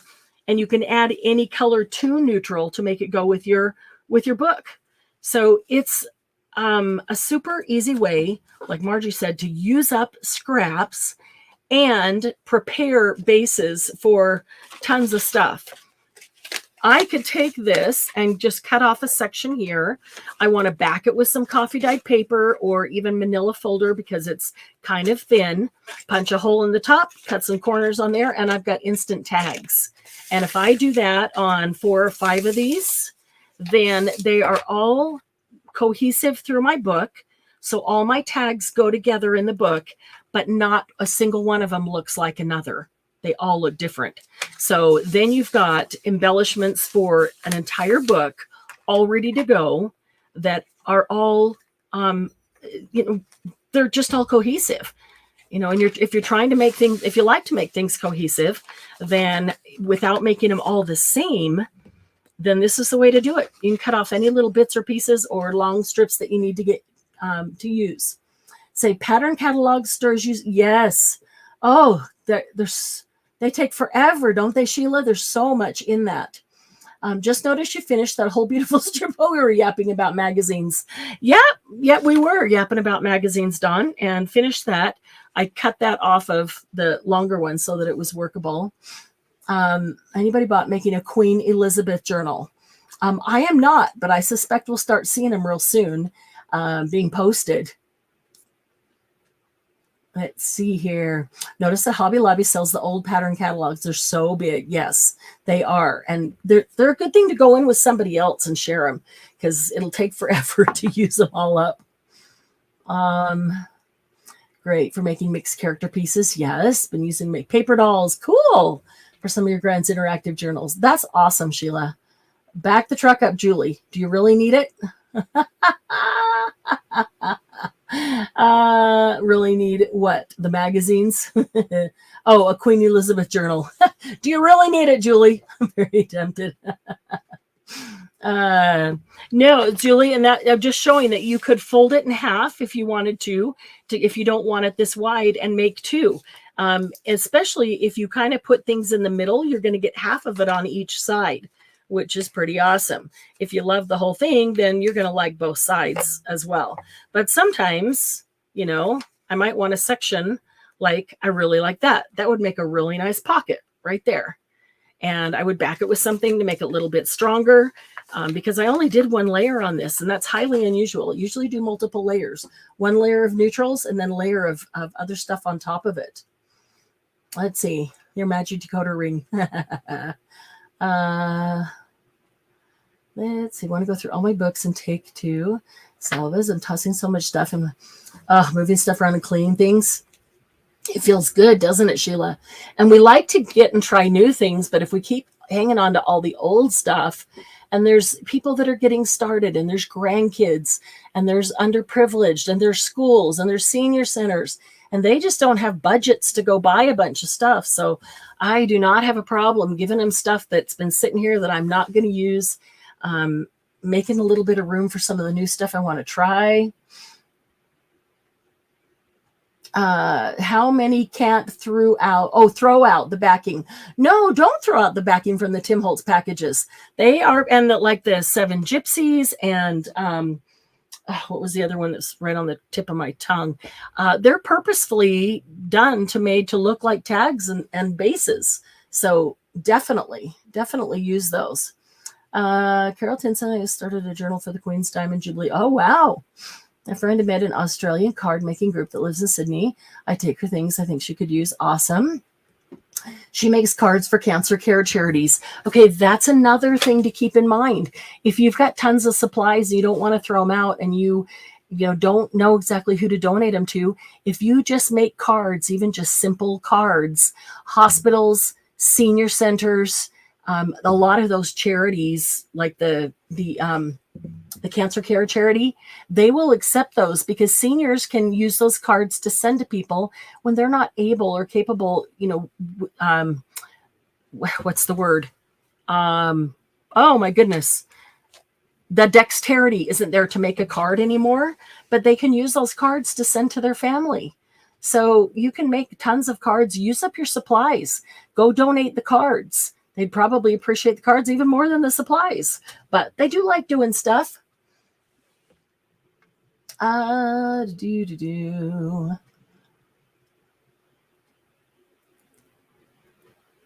that is, yeah. I probably wouldn't on this either, but I would back it. It's still pretty thin because the thermal paper is very thin and I only put one layer, and this copy paper or magazine paper, which is very thin. So I would back it. I don't want to cover this though. What I would typically do is a layer of neutral, like this kind of stuff. And then I would put this over the top of it so that the neutral is my stability. And then this becomes my decor.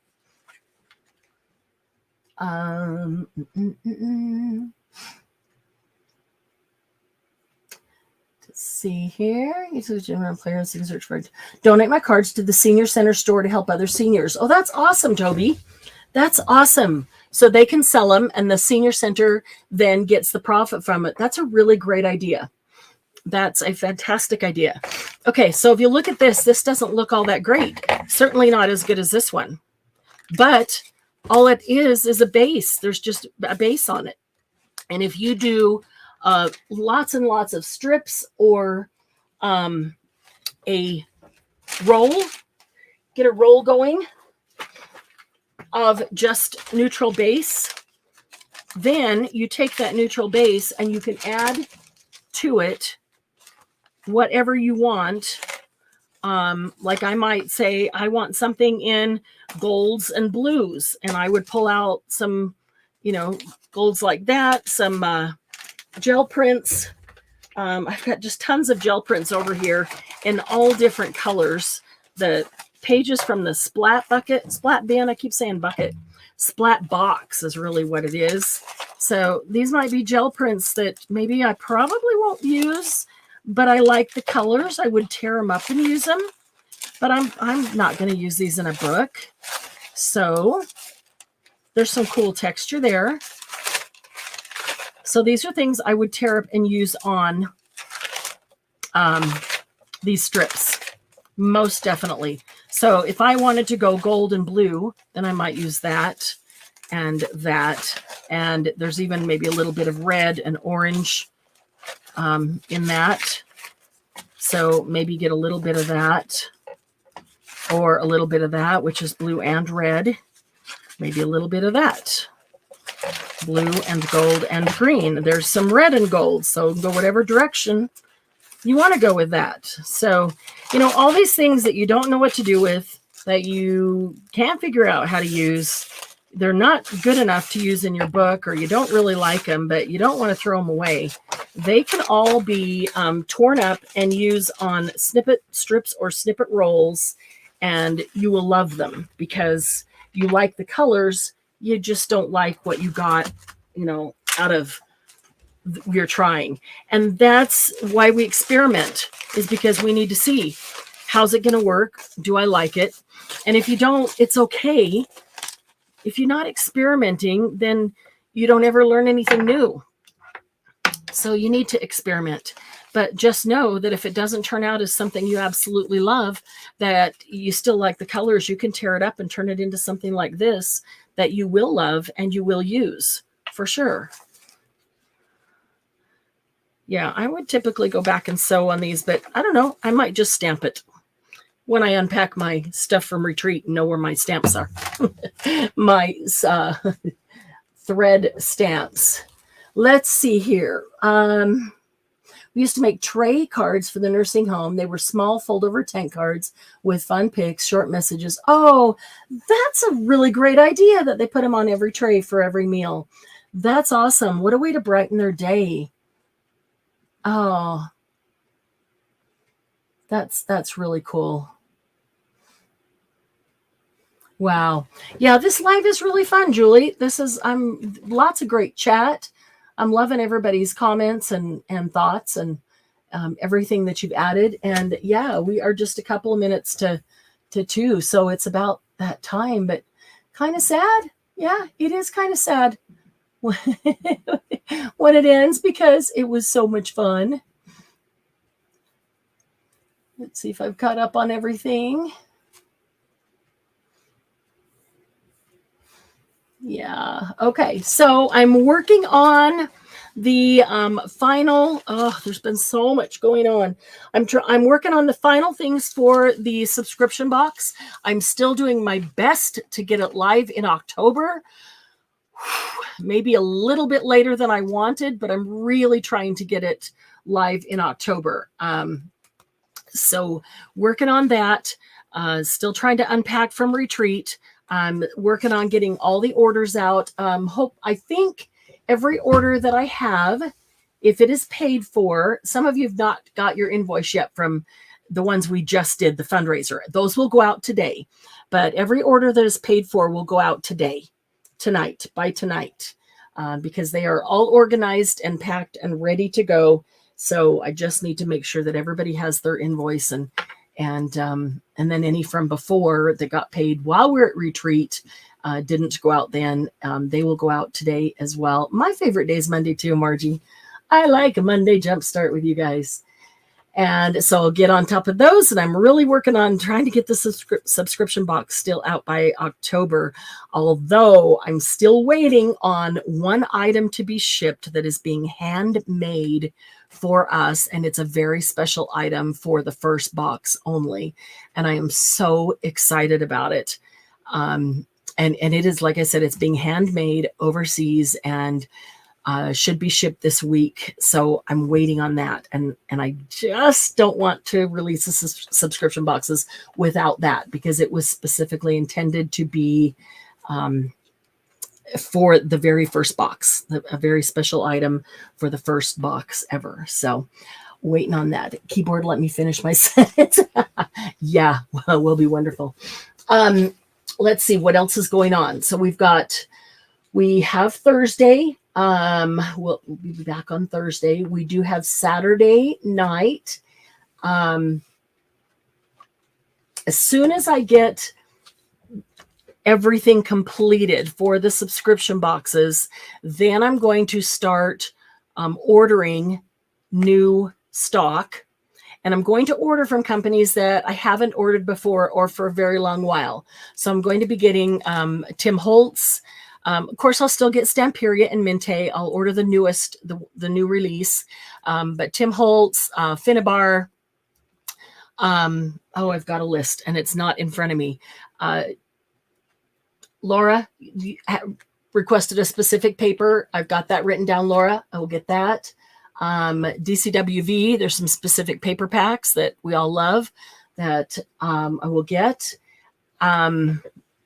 If there is something, a company or, that you would like to see us have at sale or in stock on the website, let me know. I'll put it on the list and see if it's something that I can get. I do have a list and I just went blank. I can't think. Prima will be getting, I just can't think of all the other companies, all the things. Laura, Glynis, your suitcase is empty. Oh, I think that means she's ready to come back.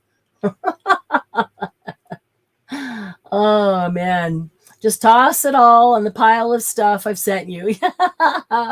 We clear and tidy and make space so we can bring more things home to fill it again. That new one I told you about. Yes, I've got that one, Dawn. Actually, I already made contact with them and got that set up. So we're good to go there.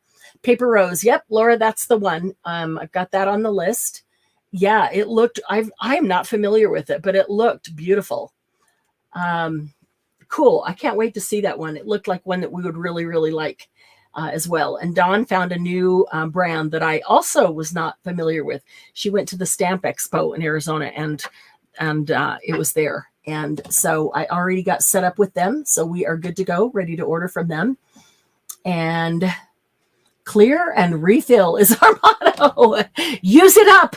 Use what was it Debbie always said? Use more paper so we can buy more paper. We all love buying the paper, but I don't want you to keep buying paper until you use some paper. So, but I do love the beautiful paper. So we need to use the paper. So either get okay with throwing out your scraps or start using your scraps in things like this. And, I would suggest either only keep the scraps that are colors and things that you like, that you're going to use in something like this, or collage on top of them so that you will like them if they're not colors that, you think you're going to use, or cut them into strips and use those strips to, do I have some of those right here? I just did some. I thought I did have them right here. Apparently not. That's what happens when you reorganize. Everything gets put where it's supposed to be, and now I don't know where it is. Actually, I do. But I have a solution for that too, that I'm going to do a video soon. Cut them into strips and use the strips to make, to cover index paper or cardstock, and then cut those into tags or make them into card bases or card fronts. Donate them to the senior centers. I love that idea that you guys have suggested, several ideas there. Donate them to schools. I know that there are several military organizations that take card donations and send the cards overseas for military members to use so that they can send out the cards. I can't tell you what those organizations are right now. Can't remember, but I know that there are at least a couple that I have done something with in the past. So lots of places. If you don't want to throw away the scraps, make cards with them. Another thing that I do while I'm sitting in front of the TV is take a bin of scraps and sit down with a couple of punches and just punch out. I'll just take like 2 punches and just punch out a whole little baggie full of that particular punch in all the different scraps, different colors, all of that. And then have a bunch of little baggies of all the different punches. And then when you need some, you can pull out a shoebox or some container that has all the little baggies of the punches and find what you need instead of having to go get the punch and punch it right now. It's just faster, and you always have a variety of color to choose from. So another way to use up the scraps. But let's use up the scraps because they take up a lot of space. Darkroom stamps, door stamps. Oh, that sounds cool. Ooh, neat. We need to get like Margie and be okay with tossing scraps, because then we can use the paper, toss the scraps, use what you're going to. Don't feel bad about tossing the rest, because if there's nothing to recycle, then some really good people are going to be out of jobs. So we need to support the recycle effort as well. And if we do that, then we're not going to have as many piles of stuff sitting around. So then we'll have room to get the new paper that we like. So, all right, we are 2:00. Let's see here. Catch up. Darkroom Door says, our teacher loves donations. Oh, she takes junk and magazines too. They do several found art projects, and supplies are hard to find. Thinks I was going to ask how you store them. I haven't wanted to create another mess all mixed together.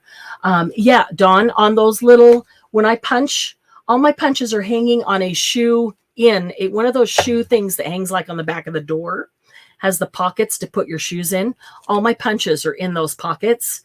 And I'll just take a couple of punches at a time and sit down with a bin of scraps, because there's always, 1,000 different kinds of paper in there and colors. And I will just punch out a whole bunch of them, and I'll put them in little sandwich baggies, put all the sandwich baggies together in a shoebox. And it's just so much easier to grab and use. I find that I use those punches more if I do that than if I don't do that, because sometimes, I just want to do something here. I don't want to get up and go find the right punch and find the right color paper and I don't know. It's just convenience when you're just trying to hurry and get stuff done. So if you do that, and then you can throw away, that's what I did on here, but there was still a lot of good paper left. And I thought, maybe I'll use this on a snippet roll. So I didn't throw that out yet. But if I was going to, here's what I do. I'll show you what I do. If I was going to punch out of this, and I'm using my circle punch and punching, yesterday I did hole reinforcers. Hang on. I don't want to lose that bin. There we go. Yesterday I did hole reinforcers. That was this. And so I punched the hole reinforcers, and then it does not go in deep enough to do another roll. So I just grabbed this. This was an odd shaped paper because it was torn to start with. And then I do the same thing. I go all the way around the edge for my hole reinforcer. And then I go in and I do the same thing until it gets smaller and smaller and smaller. And then I just take these and toss them. I kept that one on because I wasn't going to do the whole thing. And then I thought maybe I'll use those. And I just really love this color paper. I threw all the other ones away from yesterday, except this one, and thought maybe I'll use this one on a snippet roll today, but I didn't. So I'm going to toss it because there's so many others sitting here. And even these, this was an entire magazine, and I just went through and tore these off the edge because look how much less space they take than an entire magazine. Literally, that's it. But think about when I go through here and I go to use them, or even as I'm sitting watching TV or something, and I tear these in half, I can even break this stack in half. I mean, we can get down to so much less stuff if we just really look at it and go, I don't need all that. I don't need all that. Or go through here. These make pretty punches. I'll go through here and punch something out down the side so I get this paisley in here, and then just toss the whole thing. And the fastest way to get rid of stuff is punch some images out of it and then toss it. So seriously, punch some images and toss it. And I was just going to issue a challenge and then say, I'll send you a whole bucket of scraps for the, I'm not going to do that, because if I challenged you to do something to get rid of scraps and then I send you a whole bunch more scraps, well, that's just replacing them. And I don't want to do that. So, but I am going to challenge you. I've got all these scraps sitting on my desk now that I took out of only one bin. And I've got a whole pile up in front of me. I've got a whole bin to the left of me. I've got the shoebox that I brought up here, and I've got another bin behind me, and then I've got 3 bins to the right. And these ones that are close by me, they're all just those 12 by 12 iris containers that open up. And I have so many because I keep them separated, but they're all full. I have one that is just entirely strips. So if I have offcuts that are just strips or branding strips, they all go in that same bucket, so that if I need to use a strip, I don't have to go through literally 50,000 different scraps to find a strip. They're all in the same bucket. I can also sit down with that strip bucket and a pile of index cards while watching TV. I love to sit down and watch a movie with Doug, but I hate the feeling of not accomplishing something when I know there's other things that I need to be doing. And so if I do something like that, that's really a no-brainer, that I don't have to focus on so much, then I'm okay. I'm accomplishing 2 things that are relaxing for me at the same time. I'll sit down with the strip scrap bucket and a pile of index cards and a thing of glue. Doesn't matter what kind it is. And I will just glue them on diagonally and just make a whole stack of those. And they can be used for so many different things. I do like other people's scraps too, Sheila. It is fun to see other people's colors and paper that you might not have. Let's see here. Scraps to back my digi ephemera to make them ready to use. That's a great idea too. Yeah, if you print out digital ephemera and you print it on regular copy paper, and so it's kind of thin, then when you cut it out, you probably do the same thing. Say I printed this out and I was going to cut this out as a, whatever it is, I would just tear maybe or cut farther out, and then I would glue it onto a piece of paper that makes it sturdy. And then when I fussy cut it, I'm fussy cutting both of them together so that they're exactly the same. Super easy. Hubby hadn't claimed the back of the door space already. Would do that for sure. Punches are in iris drawers, 12 drawers of them. Nice. I wish I had room for more drawers for them. Drawers are numbered and the number of the punch, so it goes back in the correct drawer. Love that, Margie. I used it over the back of toilet paper holder to hook on top of the shelf to hang my ironing board on, out of the way and off the floor. Yep. Love that. Miniver and Calyx. Mine are in Calyx drawers. Nice. Other people's scraps. Yes. Send scrap. Glennis, you want scraps? Do you not have enough scraps? You know what, Glennis? Be careful when you open your next box. I might just stick scraps down in all the little nooks and crannies that are available in your box. Are you serious, Glennis? Are you serious? You want scraps? I think I might be ready to just completely get rid of scraps and start over, because I have so much paper that I want to use, and it's just going to make more scraps. Offer sets of scraps for a low price, but yeah, I know. I know people would. Glennis would use your scraps. Sets of punched images too. That is true. That is true. And it is also cool if you have punches that other people don't have, and I can sit and punch those out. It does take a long time. It does take effort, but that's why I like doing it while watching TV, because then I don't feel like I'm wasting time. It's hard for me just to sit and punch when I feel like there's other more important things that I need to be doing. Use die cuts on the scrapbook stores, always raiding the garbage can. Yeah, because everybody throws everything away, huh? Yes, yes, yes. Oh, you too, Sheila? You want scraps? Oh, my goodness. All right. All right. Scraps. Well, there's... Okay, so then let me ask you then. There's scraps of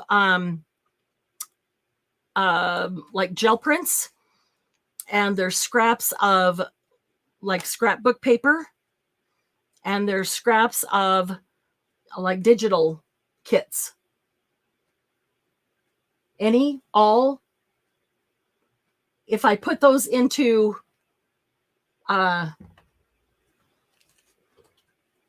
packages, say, would you want them all mixed up or would you want them separate?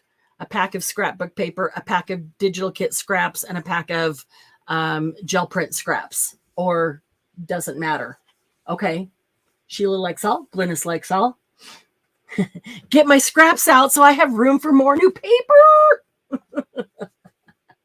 That, if I totally emptied out my scraps, except for a few favorite ones that I would like to make more of these strips with, that would give me a whole bunch more space to put new paper in.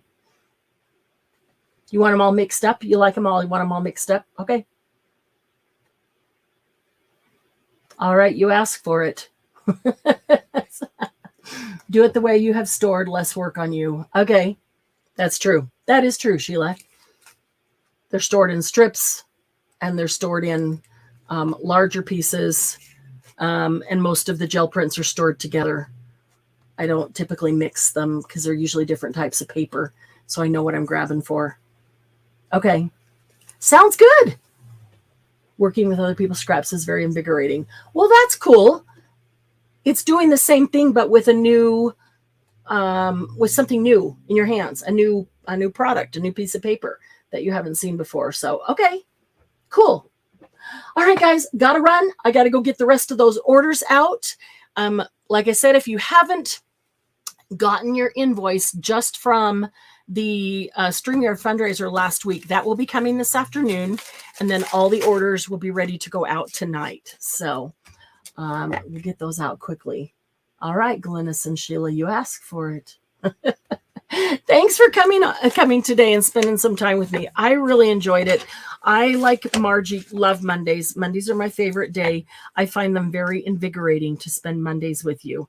And I find this very invigorating when I look at that and think, yeah, that could be used in so many ways. And it's neutral, but yet it's so nice. It just will go with everything and is so easy to spruce up. So make you some snippet rolls or some snippet strips. Post them in the group. I'd love to see them, whether you sew them or don't, or just glue them.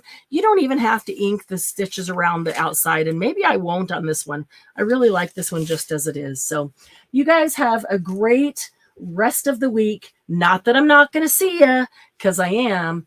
And but definitely make it a great week. Hope everybody that's not feeling great or has no voice gets a voice soon. And thanks for hanging out with me. It was a wonderful day. I appreciate you all. Love you all. And we'll see you next time. Bye-bye.